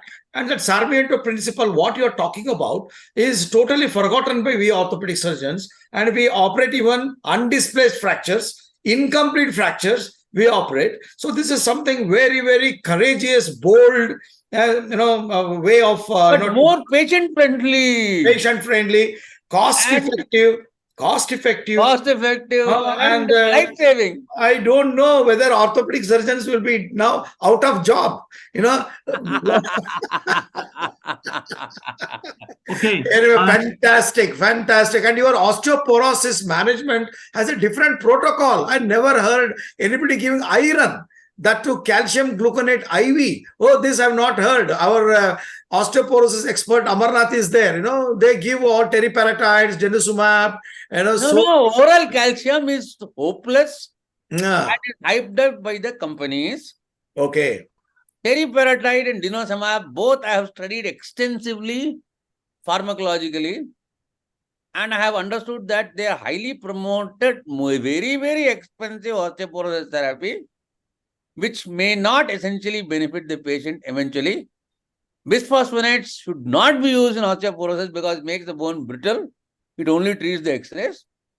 Unless the protein matrix is improved by high protein diet, and unless you give probiotics and teach the patient do exercises, meaning active exercises, walking, stair climbing. Stair climbing is the best way to combat osteoporosis. And my patients advise that they must climb 3 flights of stairs up and down 2 times every day, irrespective of their age, even if it takes about half an hour to go up and come down. Thank you. Thank you. It is almost Thank you close to very my much. Thank holistic you. Now, therapies. My holistic therapy concept, I think, is very close. Dr. L. Prakash, I'm happy to announce that he would be conducting the GOSICON 2025 at Chennai. And, Yes. and I'm very sure that he will make it a landmark event. So thank you, Dr. L. Prakash, for accepting our invitation and giving us some mind-boggling thoughts. You know, no one will sleep tonight. They will keep thinking how L. Prakash achieves this. Thank you so much. Thank you. Thank you very much. Thank you very much. Yeah, our next speaker is Dr. Gaurav Gupta, who is a senior sports medicine specialist and passionate about arthroscopic surgery from Kolkata. I just finished the Puja Mahotsav there, and he must be now free after this 10 days celebration of Durga Puja in Kolkata. His topic is new treatment of osteonecrosis. In fact, the topic is something different, but I've just put in a short. He's going to speak on some new method, new way of treating the osteonecrosis. Dr. Gaurav Gupta, please share the screen. Thank you very much, sir. And thanks for giving me this invitation for the GOSICON 2023. I'm actually currently in Hyderabad, not in Calcutta. I'm attending this Shoulder Elbow Society meeting, and I'm sitting just outside the hall doing this presentation today. So my job becomes very difficult after an illustrious speaker like Dr. L. Prakash. Am I clearly audible? Yes, you are. You are. I can. Yes, you can see your slides. Please make slideshow. Very clearly audible and very clearly visible. Oh, thank you so much. Thank you so much. And looking very smart also, Gaurav. Amazing. So I'll just get this sidebar minimized. Give me 1 sec, sir. There you go. So new approach to osteonecrosis, and what is all this about? So we all know avascular necrosis affects the hip and sometimes affects knees, shoulders. Causes we all know could be traumatic, fracture dislocation, steroid, alcohol, idiopathic. I won't go into these details. I think everybody knows this is how it looks like in a normal hip, and this is how it looks like in an avian hip. Essentially, it starts with groin pain radiating to the knee, intense pain at rest, restriction of range, and loss of mobility. I think everybody knows this. Everybody knows this Picat-Arlett staging as well, 1, 2, 3, and 4. So we don't have to delve deeper. Now comes the crux, joint preservation. Where do you preserve the joint? You preserve the joint essentially in pre-collapsation, stage 1 and 2. Now, stage 1 patients don't actually come to us. They hardly, if ever, make to us. It's mostly the stage 2 pre-collapse patients who come to us. I think everybody would agree that's what is there in their practices. And also, you see post-COVID, typically you have so many patients coming in with AVN who've been treated with steroids, and also some who have not been treated with steroid, but probably COVID induced a hypercoagulable state or whatever it was. But the incidence has certainly gone up. So now looking at joint preservation surgery for, say, Picat-Arlett 2, what are your options? You've got an option of doing some osteotomies. You've got an option of doing core decompression plus bone graft. Now, earlier I used to do some vascularized fibula. I used to take a plastic surgery colleague on board who would harvest a vascularized fibula for me. I would do the core decompression. I would make the passage. He would fit in the vascularized fibula and do an anastomosis with the circumflex femoral vessels. We did that and we had some amazing results, but then it was a massive operation. It used to take us about 8 hours to finish. And patients were happy, but I wasn't really. And the donor site morbidity of having taken the fibula. We had some patients who had a bit of persisting extensor Alcis longus weakness as well. So this is when I got into this new concept of doing a core decompression plus filling the space up with cultured osteoblasts. So how it works is you first extract bone marrow from the posterior iliac crest, transport it to a lab, they isolate and culture the osteoblast, they expand, and in about 4 weeks or so, they will give you the cultured osteoblast along with fibrin glue.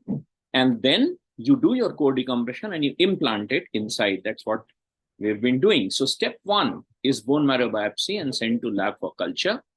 And then again, as I said, it's processed in the lab, it's purified, concentrated, and then multiplied. And finally, when it comes to you from the lab, you implant it.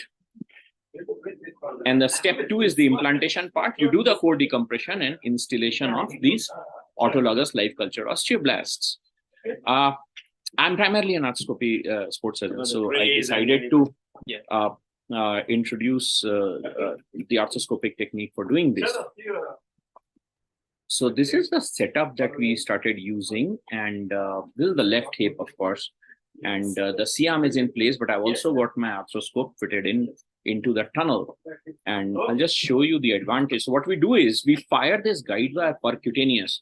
So once the C-arm is in position, you put the guide wire percutaneous, you make a first, you ream up to 9 mm, you create a 9 mm channel, and then with your arthroscope inside and a curette, you just curette everything out, and I'll show you how it works. So I hope my video can be seen. You see, this is inside the tunnel that we have created in the bone. So what happens here is you can clearly differentiate the red bone, the nice bleedy bone, and you can also see that there is yellow bone over here. This is necrotic bit. And once the necrotic bits are clean, you can see we have created that light bulb like thing, and we put in a screw. Essentially, it's an ACL interference screw, one size up. With a fine needle, you inject, and this is a double syringe that the company gives you. And you inject, you turn the table a bit, the patient table a bit on the other side so that the gravity assists you. And then you gradually inject. And you're left with these very small incisions. I think it's like 2.2, 2.5 centimeters or so in all of these patients. And we also had a couple of patients where there was this osteonecrosis of the lateral femoral condyle, and we extrapolated the technique to the knee. And what we did here was essentially, I put in my PCL jig. I found the lesion out arthroscopically. I put in my PCL jig. Just fast forward it a bit. So that's the lesion you can see up there. The cartilage hasn't disintegrated yet, but there's a necrotic lesion behind. Small kissing lesion is already there on the tibial side. So what do we do with this? Again, this is my PCL. This is the arthroscope. I hope you can see it on the C-arm pickles arthroscope. This is my PCL jig, and it starts from here, and my guide wire goes in and just stops short. And this is the guide wire going in. Okay. And then we put in that reamer. You can see the arthroscopic image. You can also see the C-arm image. We put in that reamer, and you ream up to whatever length you have to. And then you use the curettes. Okay, so we got double vision. As you can see, we've got the C-arm functioning. We're seeing things there. And we've also been curating it out under arthroscopic vision. So this means that you will not go into any of, we'll see that this, you will not go into any of the live bone, whereas all the dead bone will be curated out. We created the crater, and we cut in the 2 cc syringe and created kind of a cannula to guide us. And then again, the same procedure, you implant. And these are some of our pictures. This is a pre-op image you can see of the femoral condyle, and this is of course 6 months post-op. The bone marrow edema has subsided and there's no collapse. The girl is walking normally. This is a young girl. She's around 20, 21 or something. And we've had, this girl has been a couple of years follow-up now. And we've had 1 year and 1.5 year MRI scans as well. This is a hip. Again, you can see the pre and the post implantation. You can see the curated area and also the channel that takes it. There's some fair amount of evidence that is emerging, and we've had about 28 done by now, including hips and knees. So let's get some more numbers, and then we are hoping to publish our MRI data on this. So to summarize, this is regenerative orthopedics, new kid on the block. This is bone cell regeneration for AVNs, and we use the arthroscopic technique for the first time, to our knowledge, has been used.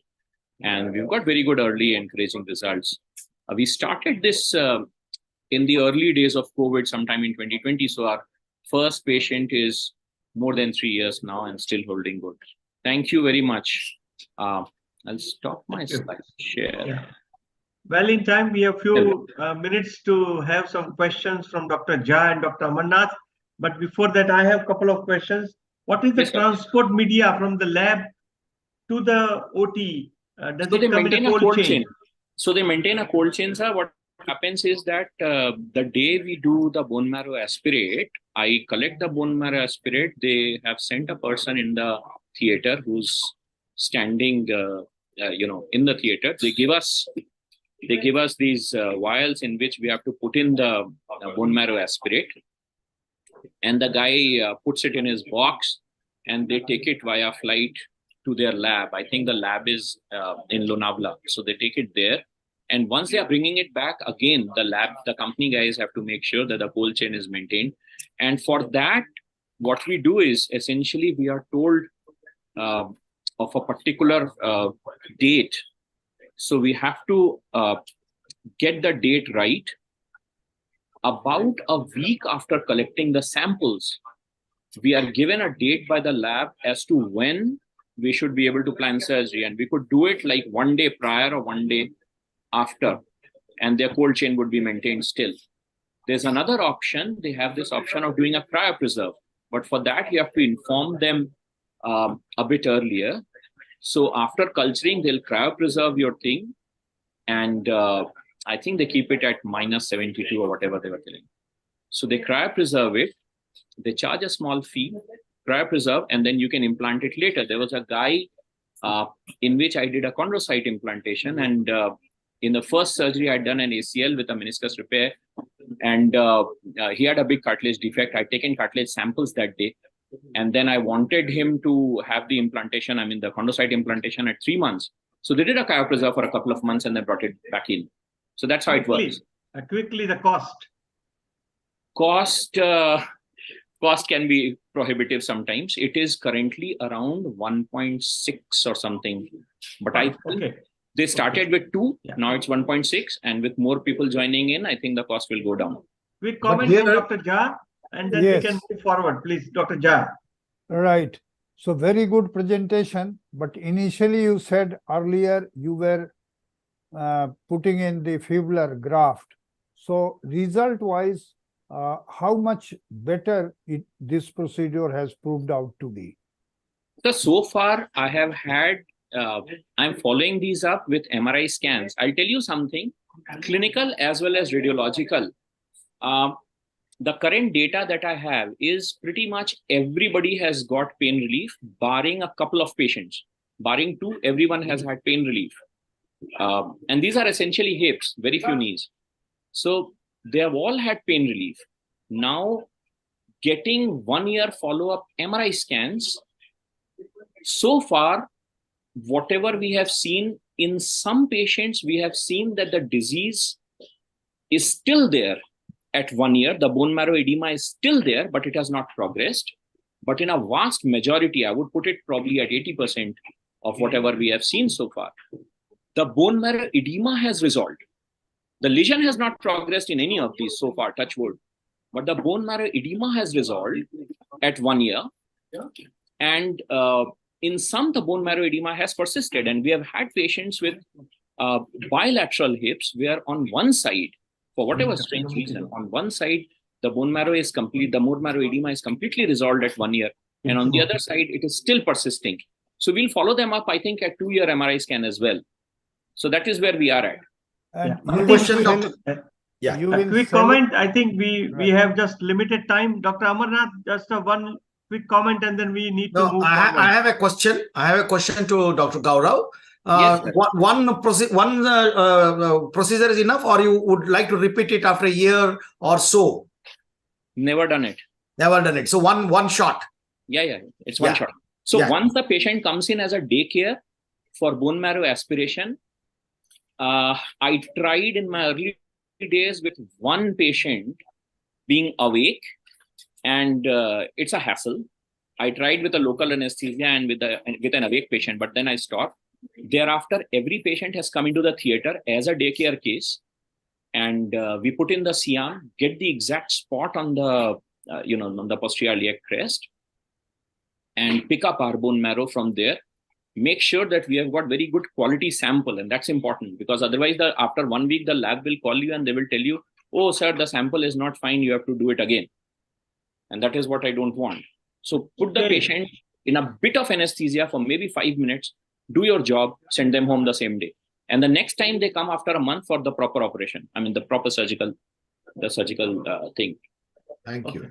I think we need to move forward. Yeah, Amar, quickly. Yeah, quick. Gaurav, thank you. Now, I have you, been sir. doing the SPF. I have been doing the stromal vascular factor for the long COVIDs in Bangalore, and I've done a few. And definitely, I want one question. I know we are running out of time. What is the indication? Is it stage 2, stage 3, or stage 4? Okay. So ideally, it is 1 and 2. I have not had any 1 come to me. So I've done it in plenty of 2s. About a month back, sir, there was a girl who's 23. On one side, she had stage 2, and one side was 3. You could see a bit of collapse. I talked to her, and I realized that she was not mentally prepared for a hip replacement at all. So I counseled her and said, well, I can give it a try. This is Ficat Arlet 3. Not ideally recommended, but she said, no, I want to do it. So we'll see what happens. But 3 is not the ideal case. Okay. Again, Ideally for 3-year-old, Fine. Okay. Thank you, Gaurav. Thank Thank you for the good questions and interaction. We move forward. Another speaker from UK, Dr. Kirti Moholkar, is a consultant knee and shoulder surgeons in the Norwich Knee Clinic, one of the UK's oldest private clinic, and is the author of the best-selling book Burnout. And he's going to speak on the difficult subject of the TKR, how much constraint I need in my TKR. So very interesting to hear from you, Dr. Kirti. Please share the screen for your talk. Okay. Just let me know when you can see my screen. Yeah, we can see now. Brilliant. Okay. Yes. Thank you. Thank you very much for asking me to talk on this this topic. How much constraint do I need in my knee replacement? I'm Kirti Moholkar. I'm a knee and shoulder surgeon. Gratitude, Dr. Ebnezar, Dr. Amarnath, Dr. Dave, and the GOSI family for having me with you. So I've got about 12 minutes. Okay. So what is a constraint? Constraint in a knee replacement, it is defined as a stability imparted to the knee by the implant design in the presence of a deficient soft tissue envelope. Now, when we are doing a knee replacement, why is the knee soft tissue envelope weak? Well, it is weak because we do soft tissue releases both in varus and valgus knees. Anterior cruciate ligament is usually gone, and some of us do recess or release the posterior cruciate ligament. So because of the releases and because of the cruciate ligament deficiency, the envelope is on the weaker side. Now, if you were wanting to talk about constraints from the knee replacement implant design, we have PCL sparing knees, PCL sacrificing knees, a medial pivot knee, which is a PCL sacrificing knee. We also have some semi-constrained knee replacements, which have high and thick post, which can give us some mediolateral stability. And then the final one is a fully constrained knee replacement, which is a hinge knee replacement. Now, with primary knee replacements, if we were to use either PCL sparing or PCL sacrificing, one needs to be very careful when they have severe varus or valgus knees. If there are flexion deformities, limited flexion, hyperextension, or patelectomy, if you were soft tissue balancing with diligence, I think a routine primary knee replacement do very well. But if it is not, then it can be a bit of a problem. Now, there's a Cochrane review comparing PCL sparing and PCL sacrificing knees, and the inference is that you use either of them, it makes no difference. The indications of constraint, if you were to talk about relative indications, if there are large coronal plane deformities, rheumatoid arthritis because of bony issues, and patelectomized patients, an absolute indication to use a constraint is going to be a deficient collateral ligament, deficiencies, or revision knee replacement. So the complications of constraints can give rise to issues with outcomes as well. The clinical features are that of mid-flexion instability. And the patients don't come to us with a complaint of my knee is unstable. They could just have persistent pain, sense of instability, though it might not be pure instability, recurrent effusions, pes and retinacular tenderness, posterior draw sign, which is positive, and above all, they have a very large range of motion. So if you were to see the reason why people are unhappy or the reason for revision, bar infection, most of the other ones are due to, in some shape or form, because of imbalance of soft tissues, may it be too tight or too loose. So what are we talking about constraint for? Well, I think it is because of outcomes. If you look at our hip replacement colleagues, they're talking about 97 and 98 and 99% good survivorship and good outcomes and good proms. But with knees, we are stuck between about 70 to 80 to 85%. Now, there have been lots of evolutions, lots of advances with regards to knee replacement surgery. Insol gave us the bog standard knee replacement, which is called as a traditional knee replacement. We were aligning the knee replacements in a mechanical axis. Navigation came about, and we did the mechanical axis alignment slightly better. Robotic has come about, and it is doing some soft tissue balancing.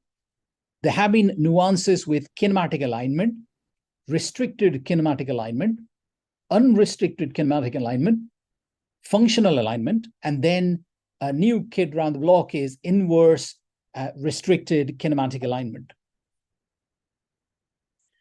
Some of us must be familiar with CPAC classification, which is becoming a common knowledge now, particularly when you're doing knee replacement surgery. Now, if you want to take one slide home, this is the one. It is complex. I make no apologies because I've tried to put in all the evidence of soft tissue balancing and results with regards to knee replacement surgery. So with Insol's knee, there's about 70 to maybe 80% satisfaction. Same is with traditional knee replacements. We talk about mechanical knee replacement.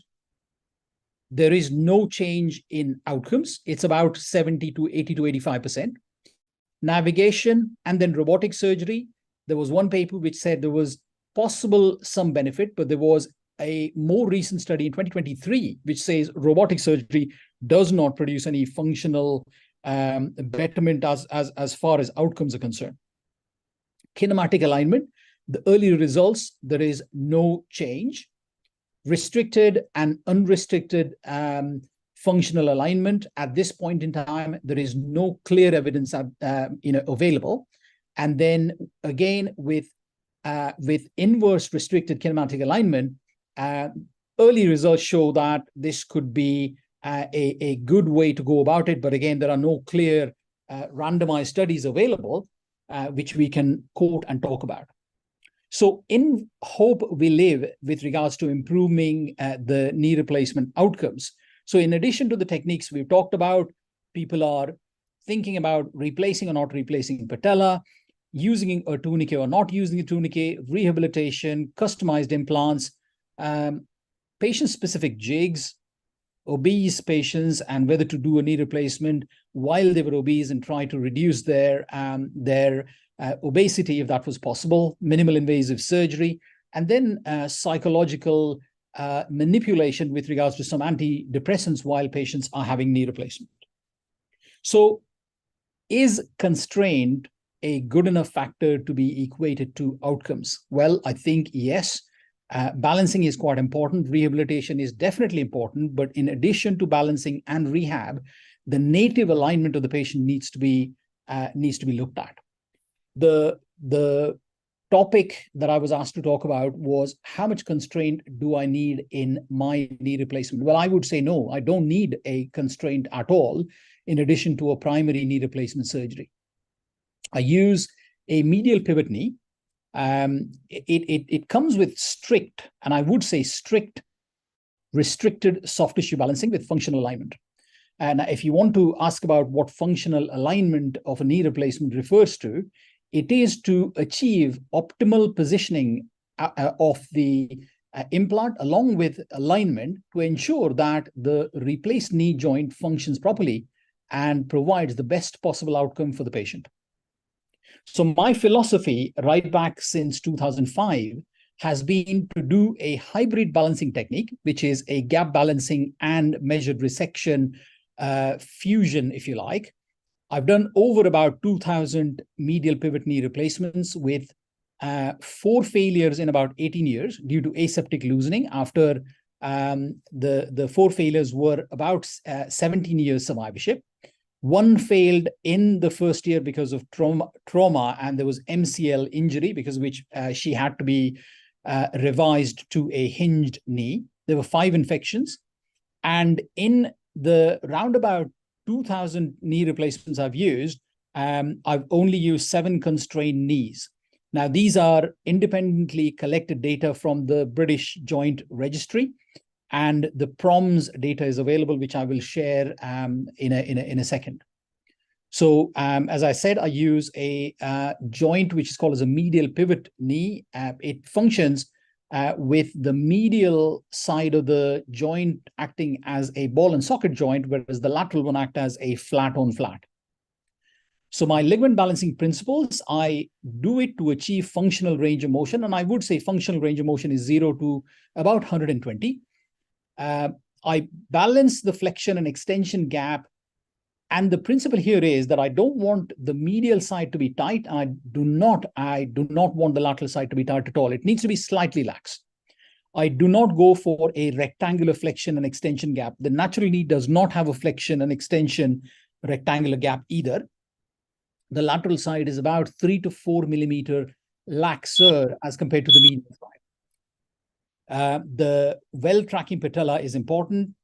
Maximal flexion should be achieved, and correct rotation is absolutely important. So the hybrid balancing technique I use is a combination of measured resection and gap balancing. I'm not going to go into it because I think we know about it. So these are my PROMS results gathered from the National Joint Registry. And these PROMS started in the UK in 2013, and we've got data. And as time is going by, I'm getting better with my technique as well. In 21 to 23, the orange line is where I've produced no change, and the gray line is where I've worsened the patient. So in the current year, I've yet to see a patient that I've made worse. Oxford scores have been increasing dramatically, and they again have shown a very good result between 20 and 23. So watch the space. I've used the principle and I've designed my own soft tissue balancer. It is going through the assessment issues, 17 granted patents, and the novel technique is going to be published hopefully next year. So the take-home message I have is thinking about constraint as a technique is extremely important. Knee replacement is a soft tissue surgery, as we all know, and soft tissue balancing is very, very important. Please pay attention to alignment, The review of literature slide is quite important. I'll let the GOSI family know when the paper and indeed my surgical instrument is out. Let's improve the knee replacement prompts to over 95% so that we can say to our hip surgeons that we are, if not better than them, as good as them. Thank you very much. Super. Excellent, Dr. Kirti. Are you suggesting that your functional alignment is something like similar to putting it in 3-degree varus or something? What is your preoperative planning if there is a bone deficit or the bone defect? Would you, and the other side is normal, how would you compare? How would you plan your preoperative alignment? If we suppose kinematic alignment, we know that we try to keep varus into varus, keep 3-degree varus, forget about the 5-degree mechanical. But here, what's the planning goes, how it goes? So as I said, I do restricted kinematic alignment. I do long leg alignment views for all my knee replacement patients. So I do the distal femoral and the proximal tibial angle. I will go to up to about 86 degrees of alignment in the tibia, so about 3 to 4 degrees of varus. And in the femur, I will go to up to about 5 to 6 to maximum 7 degrees of valgus. So the room to play is so huge that all we need to do is we need to keep our eyes open to allow us to use that kind of gap that we have to balance. Because if we were to get stuck at 90 degrees of tibial cut and 5 degrees of valgus, the gapping that occurs on the medial or the lateral side is it is impossible to identify. I mean, in my opinion, if you make the bony cuts and if there was imbalance, you cannot get rid of that imbalance with soft tissue releases. Soft tissue releases are to release tightness, not to tighten up a loose joint, if you like. So to restrict it, not massively take it up to about 6 or 7 degrees of varus, I would go maximum 4 degrees of varus and up to about 7 to 8 degrees of valgus. Thank you. I think it's a very new upcoming talk, the alignment issue.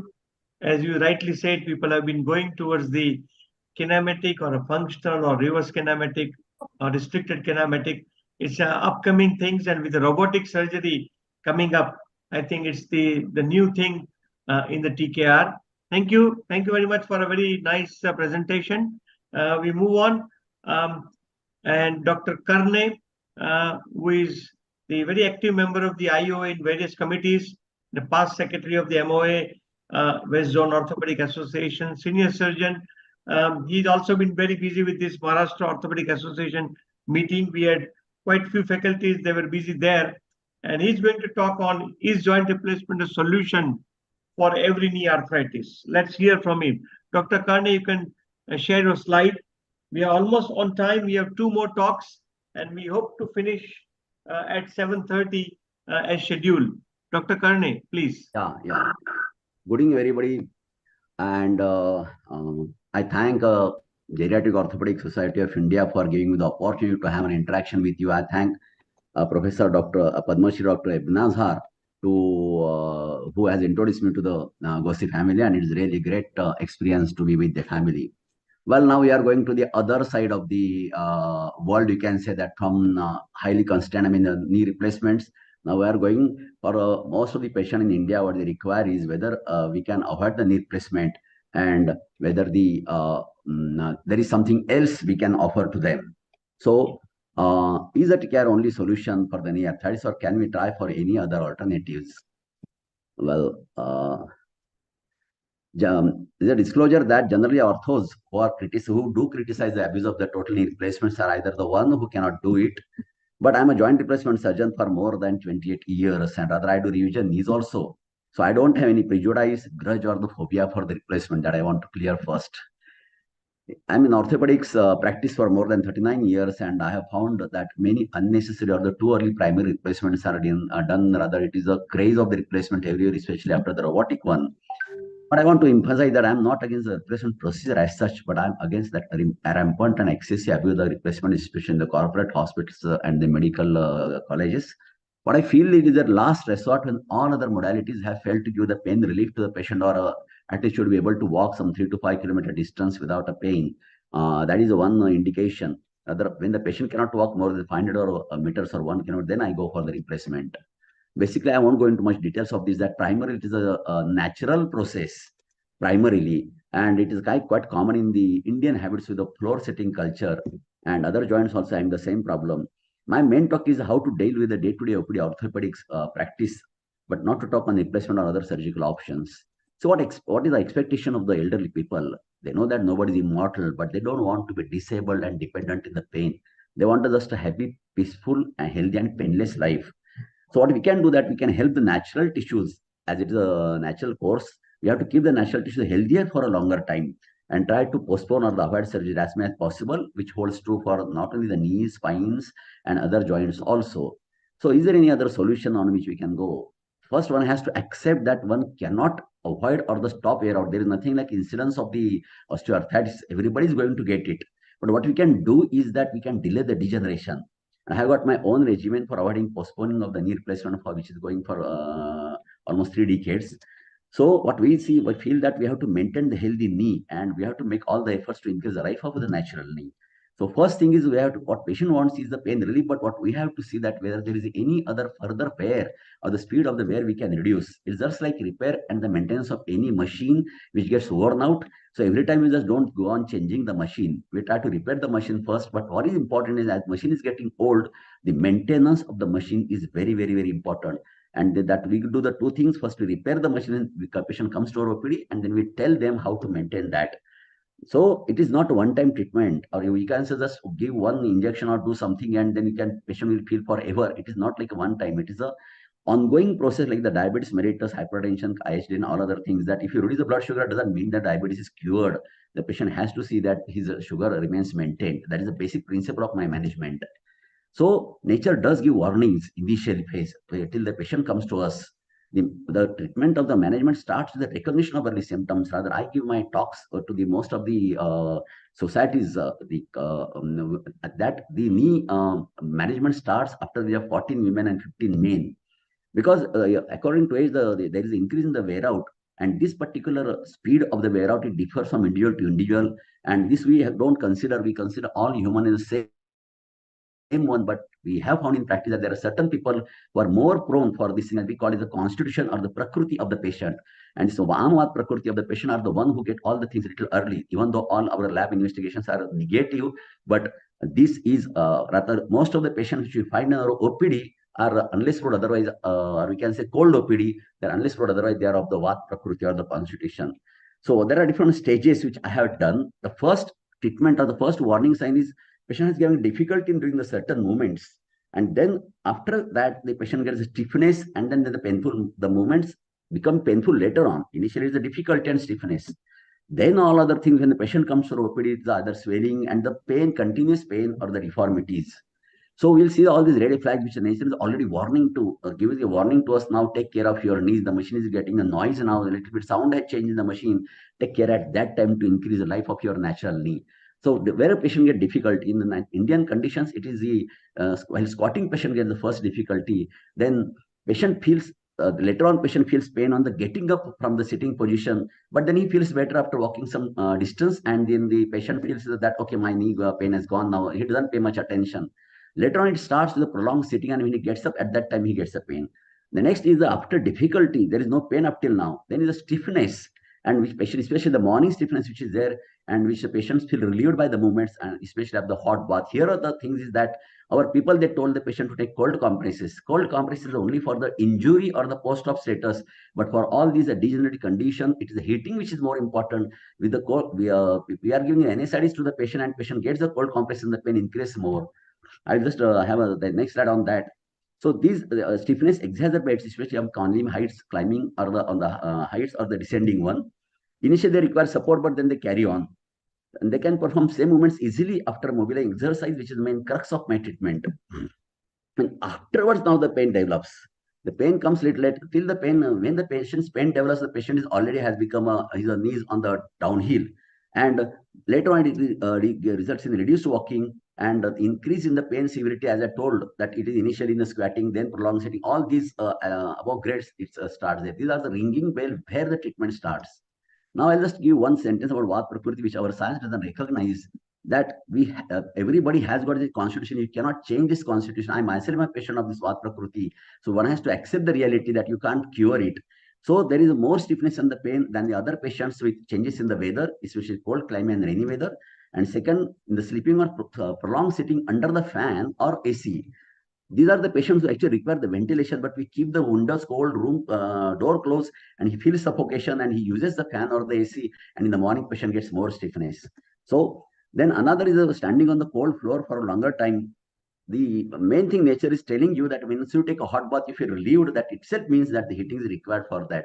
Rather, I got my own pharmacy where the person tells me that we have got highest sale of the heating pads in all Pune city as compared to the Pune city.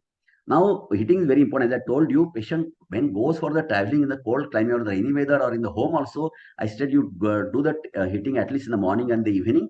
And depending upon the outside environment, if it's a cold one, then he can do it even 2 to 3 hourly. Then if he wants to work, a lady wants to work in the cold water, I say you first get the heating, you go work in the cold water, come back and get the heating again. Then hot bath is important.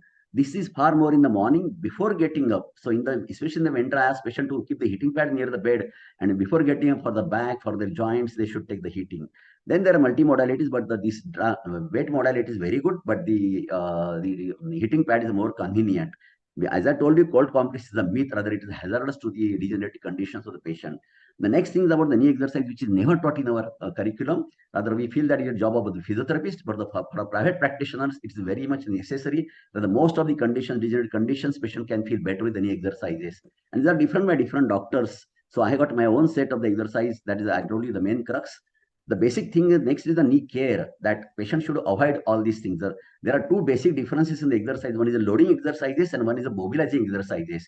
So patient should avoid all the loading exercises. The squatting is the one where whole body weight goes on the knee. So there is a full range of the knee movement, but squatting should be avoided. What exercise I prefer is the lubricating exercise or the non-loading exercises. And these are nothing but the full range of normal and physiological movements, which I teach to the patients. But these are not the stretching one and all these things. All these tissues should get relaxed and then get lengthened and not stretched when they are contracted one. And I have got my own Narayana Yoga also, where I have got my own set of pranayama. If the patient does the exercises in the pranayama, he gets tremendous relief. So knee exercise, as I told you, one has to understand full range of movement in different positions. Lying down exercises, legs down exercise, standing and the prone exercise, which as the age develops, patient should do frequently. And especially when the patient sits up at one chair, say for example, for a time, before getting up, he should do the exercise and takes hardly 30 seconds for that.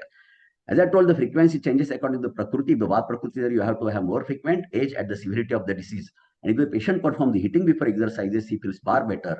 And for walking is, I recommend at least 3 to 4 kilometers walking. But if the patient performs the exercises and hitting before the walking, and after the pain relief also perform that exercises, then patient can walk longer distance. So I won't go for the importance of the walking, which is necessary for the elderly people. Rather, we ask them to reduce the walking. But if you see all these general conditions like diabetes, hypertension, ILD, thromboembolism, walking is the key for all those things.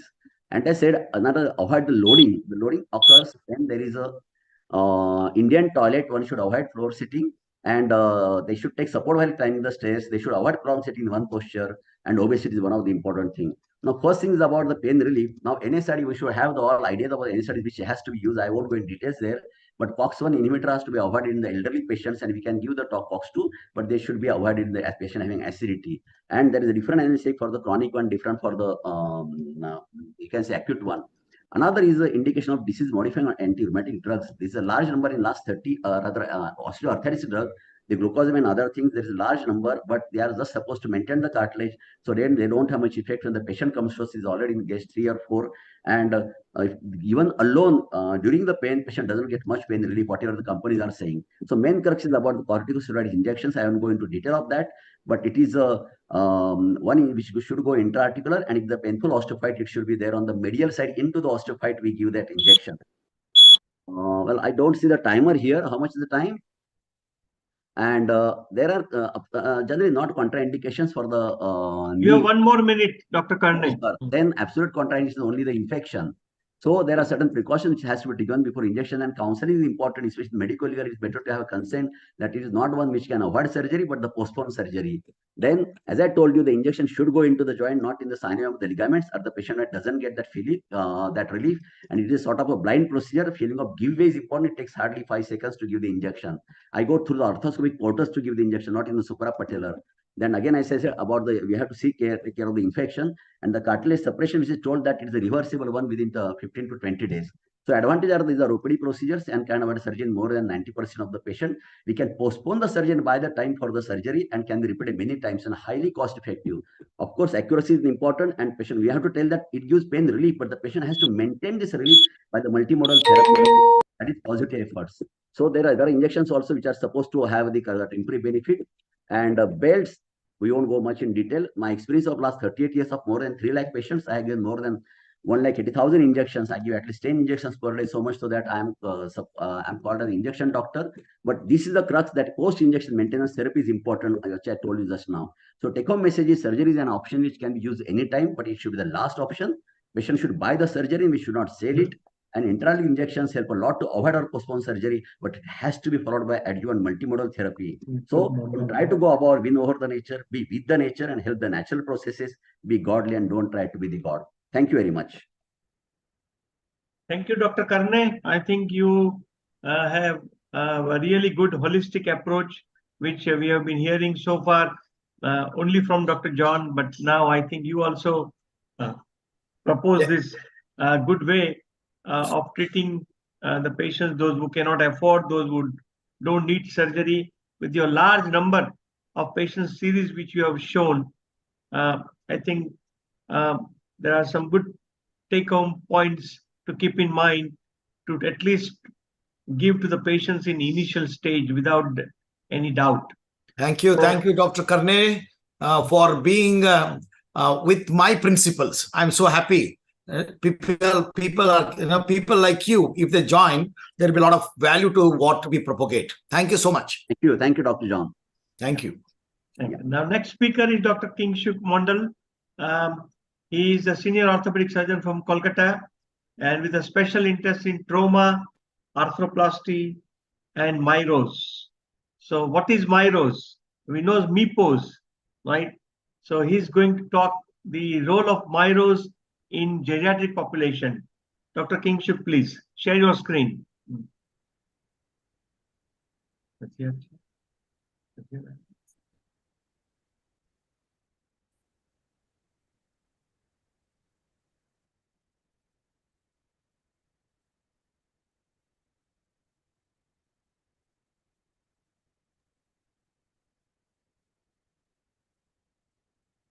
Please share your screen, Dr.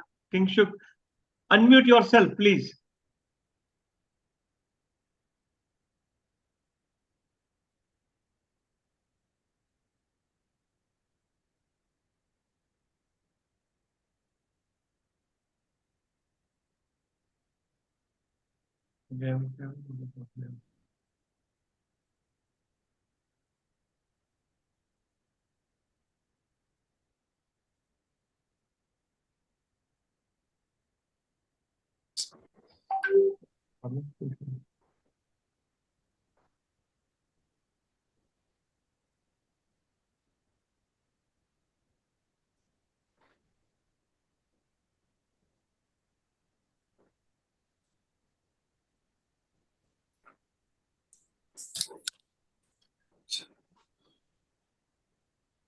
Dr. Kingshuk,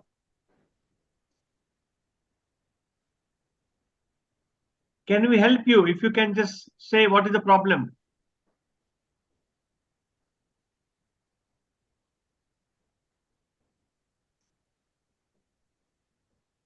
Dr. Kingshuk, can you hear us?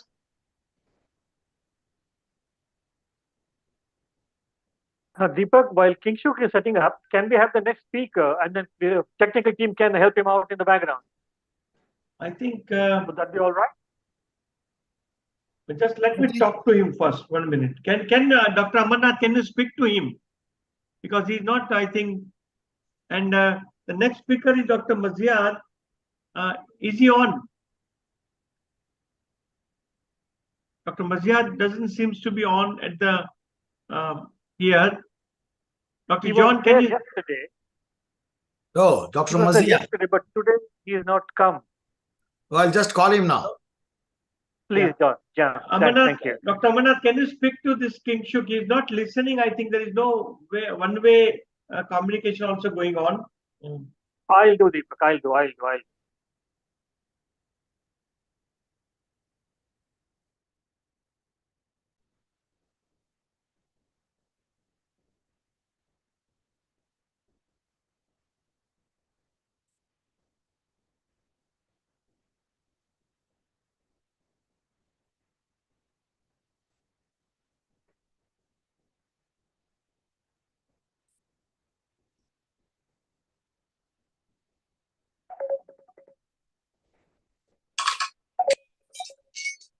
Hello, sir.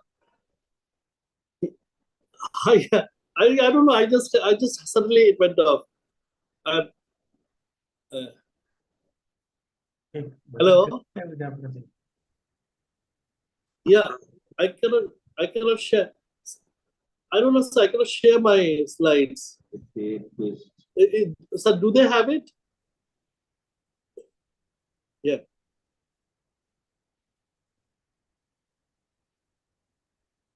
Okay. Stop sharing it. Okay.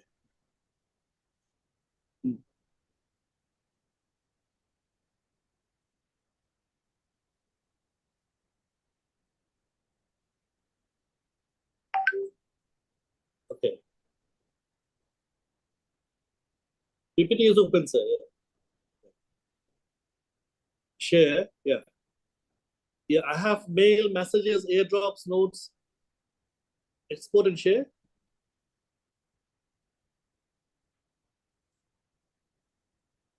Yes, sir.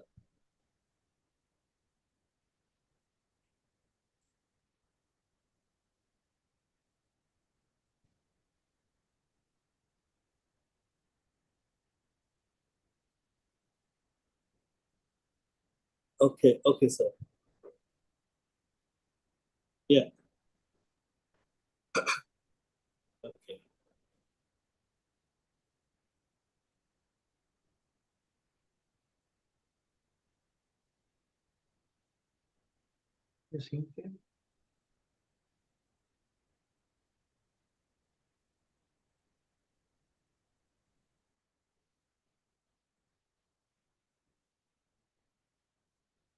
Join it. Got it. Yeah. Join on your computer.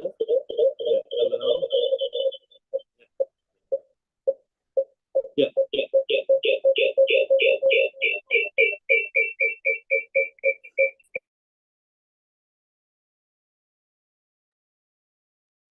Dr. Kingshuk, can you unmute yourself? Can you hear us?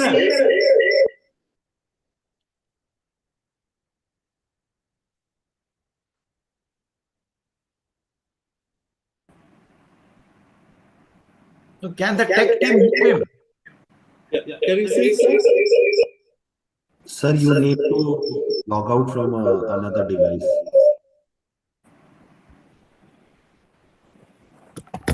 Is it okay can now? you use, Dr. Kingshuk, can you use your mobile or something? So is it okay now?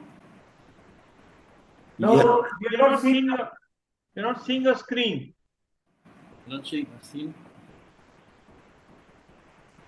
We can see you. Okay. I'm using the share option.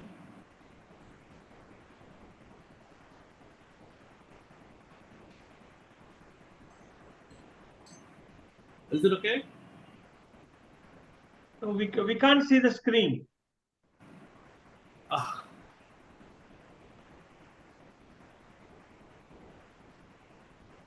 So, are my slides with them? So can they play it and I can run them? I think you are the last speaker. We are almost coming to the end, but Or two you can present the talk. No, what you can do, Dr. Kingshuk, You read your slides out. You see your slides read. We'll listen to your talk. No, two things can be done, John. Yeah. No, John, we can do one thing. So Kingshook you can have- put on the laptop, switch on the laptop, and the camera facing the laptop. Yeah. That's the simplest way now. Switch on the laptop or the mobile. No, switch on the PPT in the PPT mode, and the mobile phone, he can, from the mobile camera, he'll be switching it on, and then he can talk. Yes, I think so. And he has to mute the camera in the mobile. Otherwise, there'll be a lot of echoing happening. That is the most simplest way to do it. Kingshook.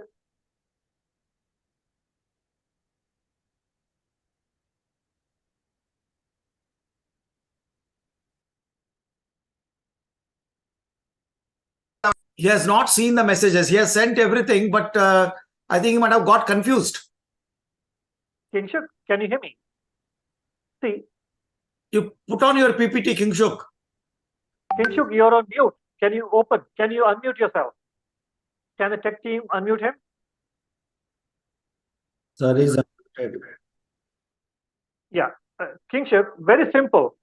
You switch on the PPT on your laptop or on your device, and you can have the camera facing, the rear camera facing, so that you can see the PPT on the phone and the, in front of you. Both are going to be facing each other. And it's very simple.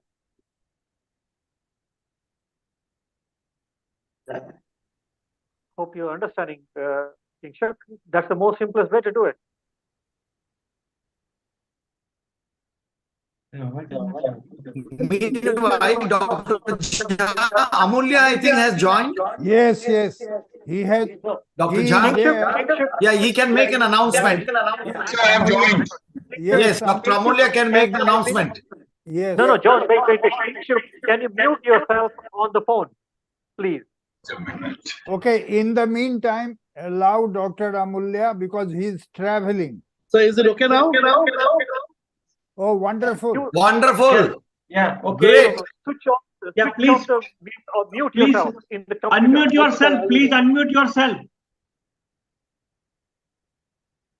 No.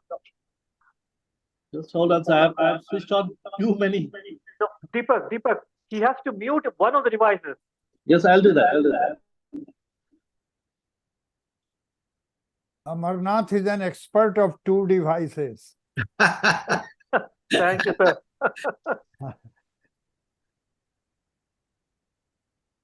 Is it okay now, sir? Yeah, Right, go on. right, yes. Slide now. Only Yeah, please go on. Please go on. Is it okay? Yes. Okay. Yeah. Thank you, sir, for giving me time. It was really a bad job going through this. No, it's I'm okay. entirely It's okay. grateful to all of my seniors out here helping me out. I'm talking about MIROS in the geriatric population. So what is MIROS? So MIROS is a very, it's not very new. It's there for the last 3 decades and we were unaware of it. So this is probably because of the guidance of a senior like Mario Tangari from Italy who has invented this. So what is MIROS? MIROS it's a minimally invasive reductive osteosynthesis. So we have been trying to balance the biology of fracture with its function. So this is the device which gives you proper biology. And when we talk of function, I think this gives you excellent function. So why MIROS? The MIROS is least time consuming, can be done under regional block, can be done on a daycare basis, can be done in patients not fit for long procedures, and functionally much superior to open procedures. So instrumentation is a bit different.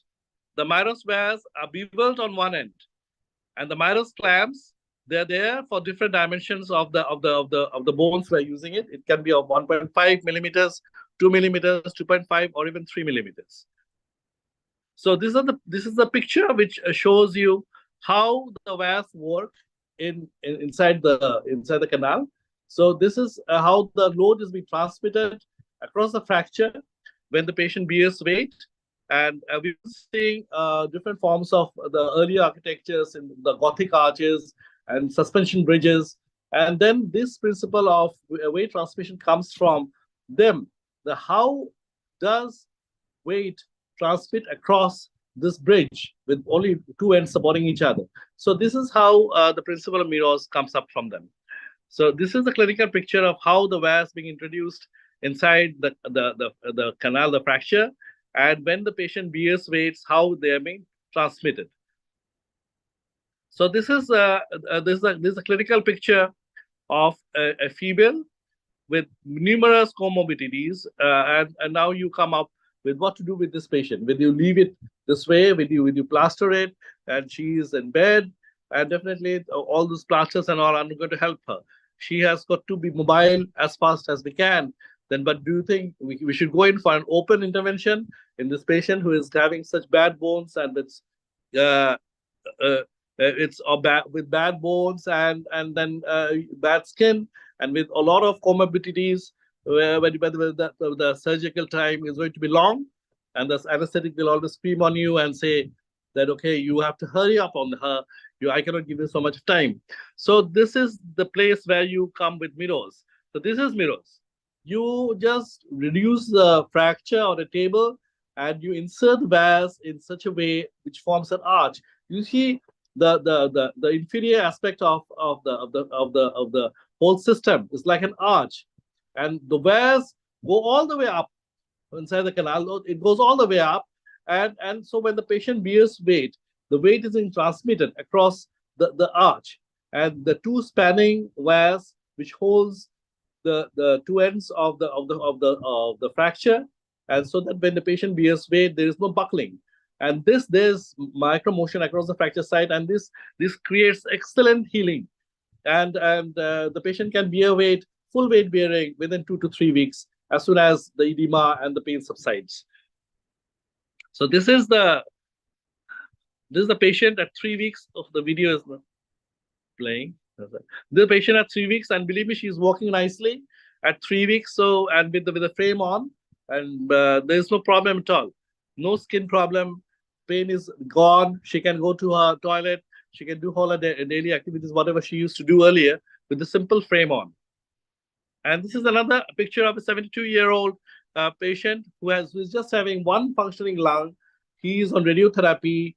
And what to do with this patient? Bad fracture. You just cannot let the patient go with such a bad skin. And if you're going to plaster it, invariably he is going to land up with a lot of problems, including skin problems. So you have to do something for the patient. And here comes the treatment of Myros. So this is how the fracture is on the lateral view, and this is how you see the fracture after being reduced and fixed with Myros. So these are the wires which goes from two ends of the fracture, and they hold the fracture in such a way that the entire wire, even if the patient pushes his hand on the floor or on the table, there's not going to be any distraction at the fracture site, or there's not going to be any loosening at the fracture. The patient is going to do fine. And there are just 2 points in which you just put the wires in, so there is no skin problem at all. So this is how the patient is after fixation. So here is again a female who of 67 years old, whose ejection fraction is 40%, uncontrolled diabetic. Now, what will you do in this patient? Will you let it go, or would you go for an open fixation, or would you do something else? So here again, Myros comes up. So this is the lateral view, and this is the image view in this patient, where we have used the wires to in different directions. And here is the post-op view. You see how effectively the fracture is being reduced, and the patient can move the shoulder right from day 2 or day 3 after fixation. This is the lateral view. So, and immediately after the fracture heals up at 6 to 8 weeks, we just move the wires, and there is no implant inside. So I think this is much better than any other things which we used to do earlier. This is again a bad fracture in a quite elderly patient with bad skin. Now, what are you going to do in this patient? Same thing. You do after elevation of the fracture, you stabilize the fracture with Myros, and then you make the patient walk. The patient can walk with full weight bearing. You can add you can take a cane or a walker, and in 2 weeks the patient is mobile.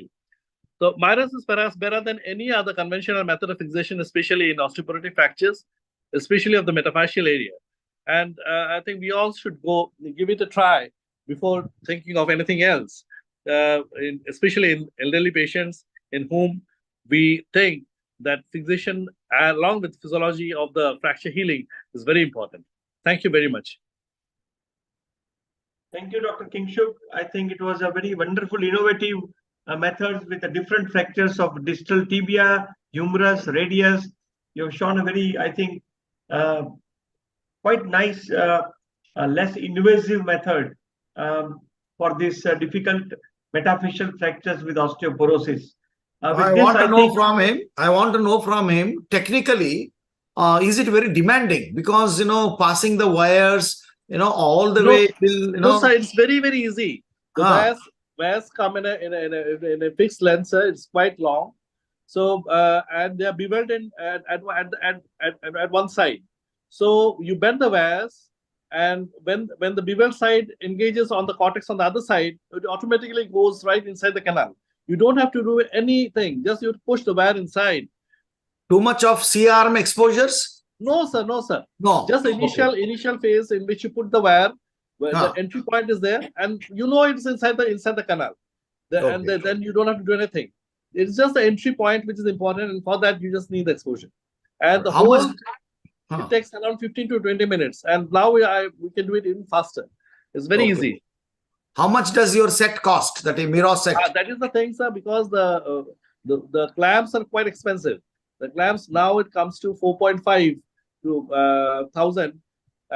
So in a radius fracture, you need 1 or 2 clamps. So 2 clamps means around 8 to 9,000 along with bands. So that is it. But you can reuse the clamps at least 6 to 7 times. The clamps can be reused.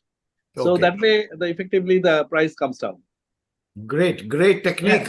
Yes, Dr. Jha, you have a comment, and then we can have Dr. Amulya Singh. I just wanted to say this is a good innovative procedure. There is a learning curve, and you have to start picking up from maybe distal metaphyseal fracture of the radius, and then you can graduate into other fractures. The only difference I feel is that the whole bone has to be traversed by the wires. And as far as the spatial clamps are concerned, you can, as a beginner, start using Jess clamps, which come very cheap, and time to time, you may have to retighten it. Thank you, Kingshuk. Wonderful. Thank you, sir. Yeah, I think we can have a short presentation from Dr. Amulya Singh, and after that, I will request Dr. Bharat Dave to take over for the closing remarks, along with Dr. Amarnath. After this, I just need to thank everyone. If I have hurt anybody during this moderation, please excuse me for that. We have been trying to be very punctual about the time limit, and I think both the days we have maintained, all the faculties have maintained a good time schedule. So once again, I think it was a wonderful experience for me to share the knowledge from all the experts.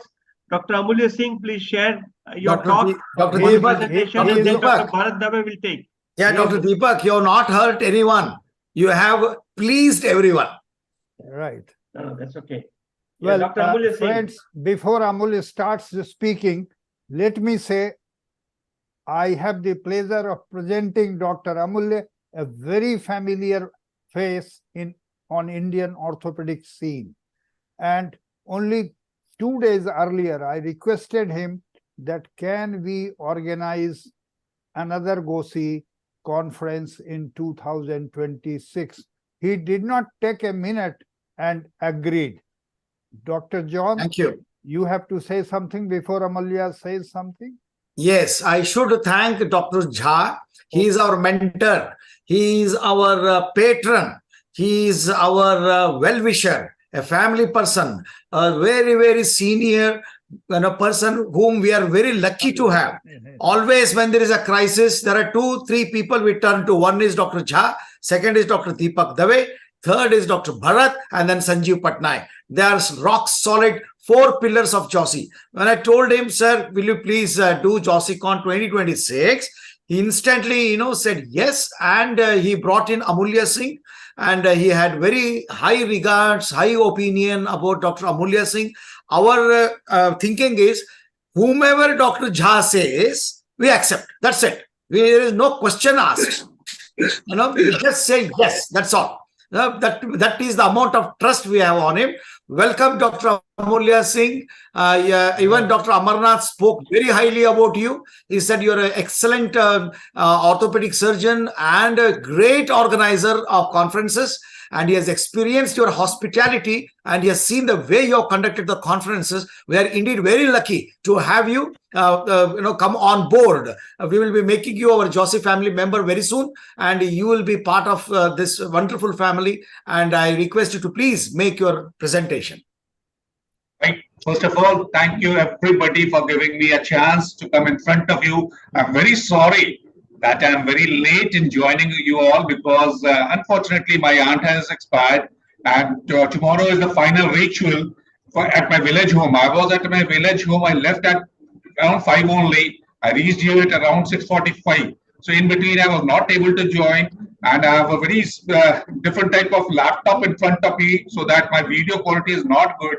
Now coming to the main point of GOSICON, this Dr. Jha, who is like my guardian, was like my father, because every time he has blessed me for last 20 years, I have been active in orthopedic organization, I will say. So he has always guided me, motivated me, mentored me as such. So when he asked me, requested, I won't say the requested, he ordered me that, Amulya, can you do? 2026 is a good time for all of us because we have got lots of time to plan out. 2024 and 2025, I was slightly occupied because 2024, I am organizing GOSCON at Vietnam, and 2025 at Sri Lanka. So 2026 is completely free for me. So on behalf of Dr. Jha, as my senior, as my mentor, as my guardian, I am willing to take over this conference and organize it in Patna, the historic city of Patliputra, the capital city of Bihar. Bihar, luckily we have, unfortunately I don't have the PPT for you, but we have got a very good place where we can organize, and the airport is almost 15 minutes only from that venue, whether we do it in Hotel Moria or our own convention center, Gyan Bhavan. It is about 16 minutes from the airport.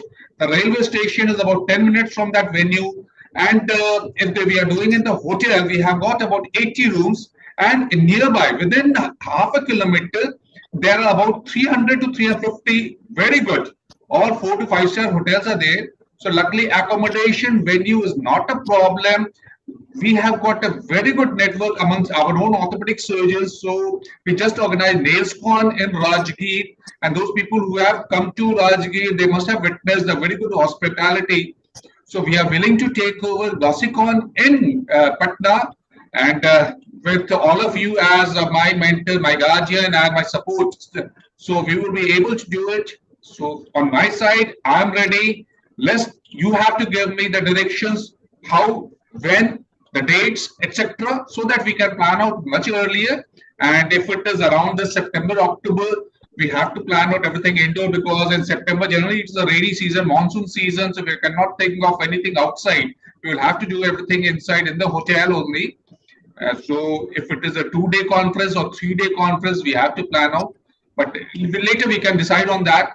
But from my side, I am willing to take over the responsibility with Dr. Jha naturally as my guardian. He will be there to guide me, direct me. Thank you very much for giving me this honor.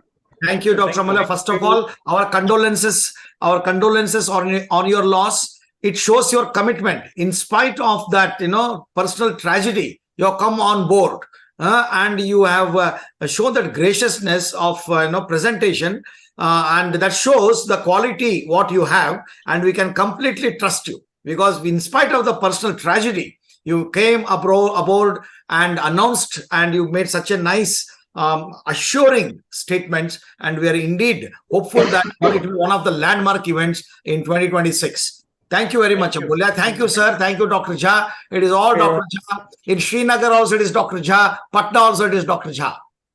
Thank Bharat. Thank you very much. Thank you. Yes, Dipak bhai. Yeah. Just closing remarks from you, please. Dr. Amarnath, do you want to start or shall I? Okay. First of all, thank you all the speakers and all the faculties to spare their valuable time and enlighten us in this GOSICON 2023. It was like a surprise. It was like a sort of kind of a trip to us, you know, because last Sunday we all had a conference call and we thought that, you know, we have to do something. And eventually just in 2-3 days from Tuesday to Friday, we managed to make this possible. And thank you all, particularly to Dr. John Ebnezar and Dr. Amarnath for giving us the opportunity to do this GOSICON. And if there are any lacunas, it's our sort of, you know, take that, yes, we take the responsibility. Otherwise, thank you for giving us the opportunity. Again, thanking to all the faculty and all the guest speakers for giving us the opportunity to share their valuable time and the knowledge. And it's been excellent all these 2 days, both the days virtual meeting. Thank you. Over to you, Dr. Ortho, yeah, OrthoTV, Acumentis, and the Stratos. So those who have been academic partners and helping us. So we take this opportunity to thank all three of them also. And also particular thank to Dr. Dipak bhai, because he is the one who is the brainchild. You know, this GOSICON has been the brainchild of Dr. Dipak Dave. He worked really hard all these 3 days, you know, and put the program together with his graphic team as well. So that is something which is to be applauded as well. You know, that is something which we cannot give the standing ovation, but, you know, the Dr. Dipak bhai has been the biggest, you know, the strength in this GOSICON. 1 minute, 1 minute, Dr. Bharat. Yes, sir. I just received a message from OrthoTV that Neeraj has sent me a message. Day 1 view of GOSICON. OrthoTV 337, YouTube 300, Facebook 178. That means 600, 700, 800 plus, and our own Jalak's team maybe around 200. So we are 1,000. So that's fantastic. That's what I feel. So that's what I want to announce. Yeah. Sure. That's a great success. Great. Let us see day 2. Day 2 they will send tomorrow. Day 1, this is the output. And now I ask Amarnath to close the event. And I thank especially Dr. Dipak, Dr. Bharat. You came like, you know, shining armor, you know, and brought out GOSICON in lightning speed. I think this is the quickest GOSICON we have ever organized. So we have set a new benchmark in the way a virtual conference is conducted. And I have no words to thank you both. I've thanked you many times and will keep thanking you forever. Thank you. Right. Well, just a one-liner, Dr. Dipak, you have simply illuminated not only Bharat, but the whole world through the presence of the various speakers from all corners of the globe. I bow my head to you. Thank you. And to your team from Ahmedabad. Thank you. Thank you, sir. Thank you. Thank you. Amar? Thank you. Thank you, Dipak. Thank you, Bharat. Thank you, Dr. Jha, and everyone who has made this conference, both delegates, faculty, the tech team from Jalak's team, and OrthoTV with Ashok, Shyam, Neeraj, and Poonam. The entire show has been so seamless. We cannot thank much. There is no way that we can really show that kind of thankfulness that you have given it. And the commitment, amazing. John, just imagine Bharat and Dipak had only less than a day and what they've shown. Imagine if they have 300 days, what they could have brought out, what they'll bring out. Look for the 27, 28, we will be even more bigger. Definitely. I thank the academic and one of its kind. Maybe the outstanding. Look at the OT of Dr. Bharat. You have the workshops there. You have live surgeries. It will be mind-boggling. Mind-boggling. I'm still waiting for their consent. Once they give the consent, I'll be the happiest man on this earth. Please, sir, it's all yours. It's all yours. You just need to order. No order. No order. We are all friends. What I mean is, you just need to say, Bharat, you just do it, sir. We'll be there. No, Dipak is the man who has to confirm. Yes. We are so humble. Yeah. Thank you, everyone. I wish everyone a beautiful weekend. And look at the commitment. See, today we're talking about this. Tomorrow morning, Dipak is en route to travel 17. Unimaginable commitment and kind of grit what he has shown and what one can do. And let me not talk on the other side. This is what we look at, the positive side, and move along and move forward for the better future for all the geriatric care in the entire world. GOSI is going to be leading, and we will be moving on. Next year, we have something planned. I will talk to you more about it, and I will definitely require all your help, guidance, and probably suggestions, because in 2025, we will be having even more bigger segments, what's being discussed in the last few days. I appreciate and thank you everyone. Thank you for all your blessings and wishes. Just a last sentence about Dipak Bhai. I joined Ortho Unit 1 when Dipak Bhai was 4th year. And since that day, I have followed whatever he has said. Whatever he says, Bharat, we just need to do it. And I will just say, okay. So he still, has been my best and the best friend, mentor, colleague, guide, whatever you want to say. So thank you, Dipak Bhai, for everything. And thank you. It is not just something to flatter, to just, this is something which we believe in you and you have done it, sir. Thank you. It's from your heart. We can make out it's from your heart. It's from your heart, Bharat. We can make out. No pretense. No pretense. It is sincere. John, yes. Correct. John, I'll take our conversation 3 years ago, COVID time. And I don't need to explain to the entire world what Bharat went through. Yes. Bharat knows it. Yes. And sorry, not Bharat, Dipak knows it. What Dipak went through. And what courage and what team effort and what kind of a decision and commitment giving the word and, following that. That is walking the talk. Unimaginable. I thought Dipak may be having challenges, but he did not even wink with the kind of challenges. No, he doesn't show any of his challenges. Absolutely. He just fulfills his commitment. That's fantastic, So what I feel is GOSI is very lucky to have people like this stature, and it is in a very safe.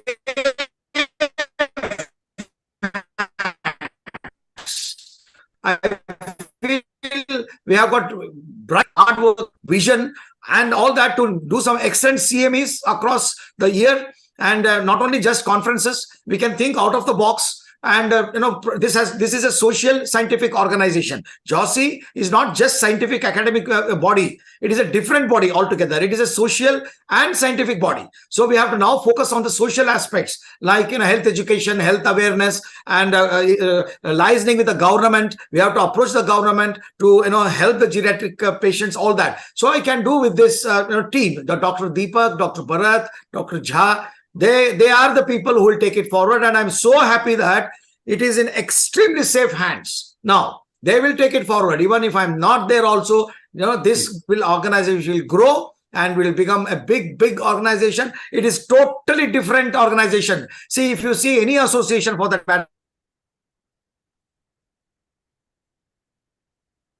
Yes, the social commitment also becomes so very much important. Yes, multidimensional. John, your audio is off. Can you switch off your video with your audio?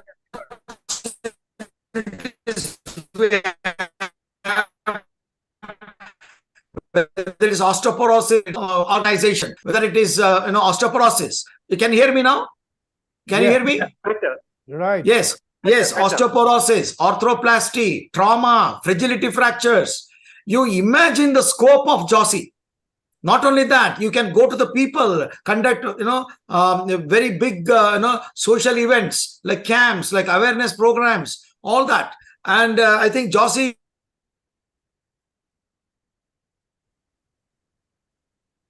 we are in safe hands, and I think we can, we can breathe easy with the presence of you all. My internet is unstable. It is going, coming. So maybe, I might not have heard. Time to say goodbye. Thank you. You have also to announce that we will be in Ahmedabad in coming years. Yes. I'm waiting. I'm waiting for Dipak to give the green signal. He has not yet given. No. The reason is only because I have not been able to speak to the Gujarat Orthopedic and Ahmedabad Orthopedic. If they have committed something else or not, because of this 3 days busy. I know about the 2026 we have Indian arthroplasty meet here, big meet national level. So I just wanted to reconfirm with that any other spine or other meetings are there or not, and we will certainly do our best what we can do for 2027. Okay. Yeah. Okay. Sure. Okay. Right then. Thank you. Thank you. Good night. Good night, everybody. Good night. Have a safe journey. Happy journey to US. Thank you. Yeah. It's only 5 days. I'm back in a week time. Okay, fine. We'll meet after that. Amarnath is so relaxed. Sir, I am also relaxed. Sir, you forgot me. I am also relaxed. I have not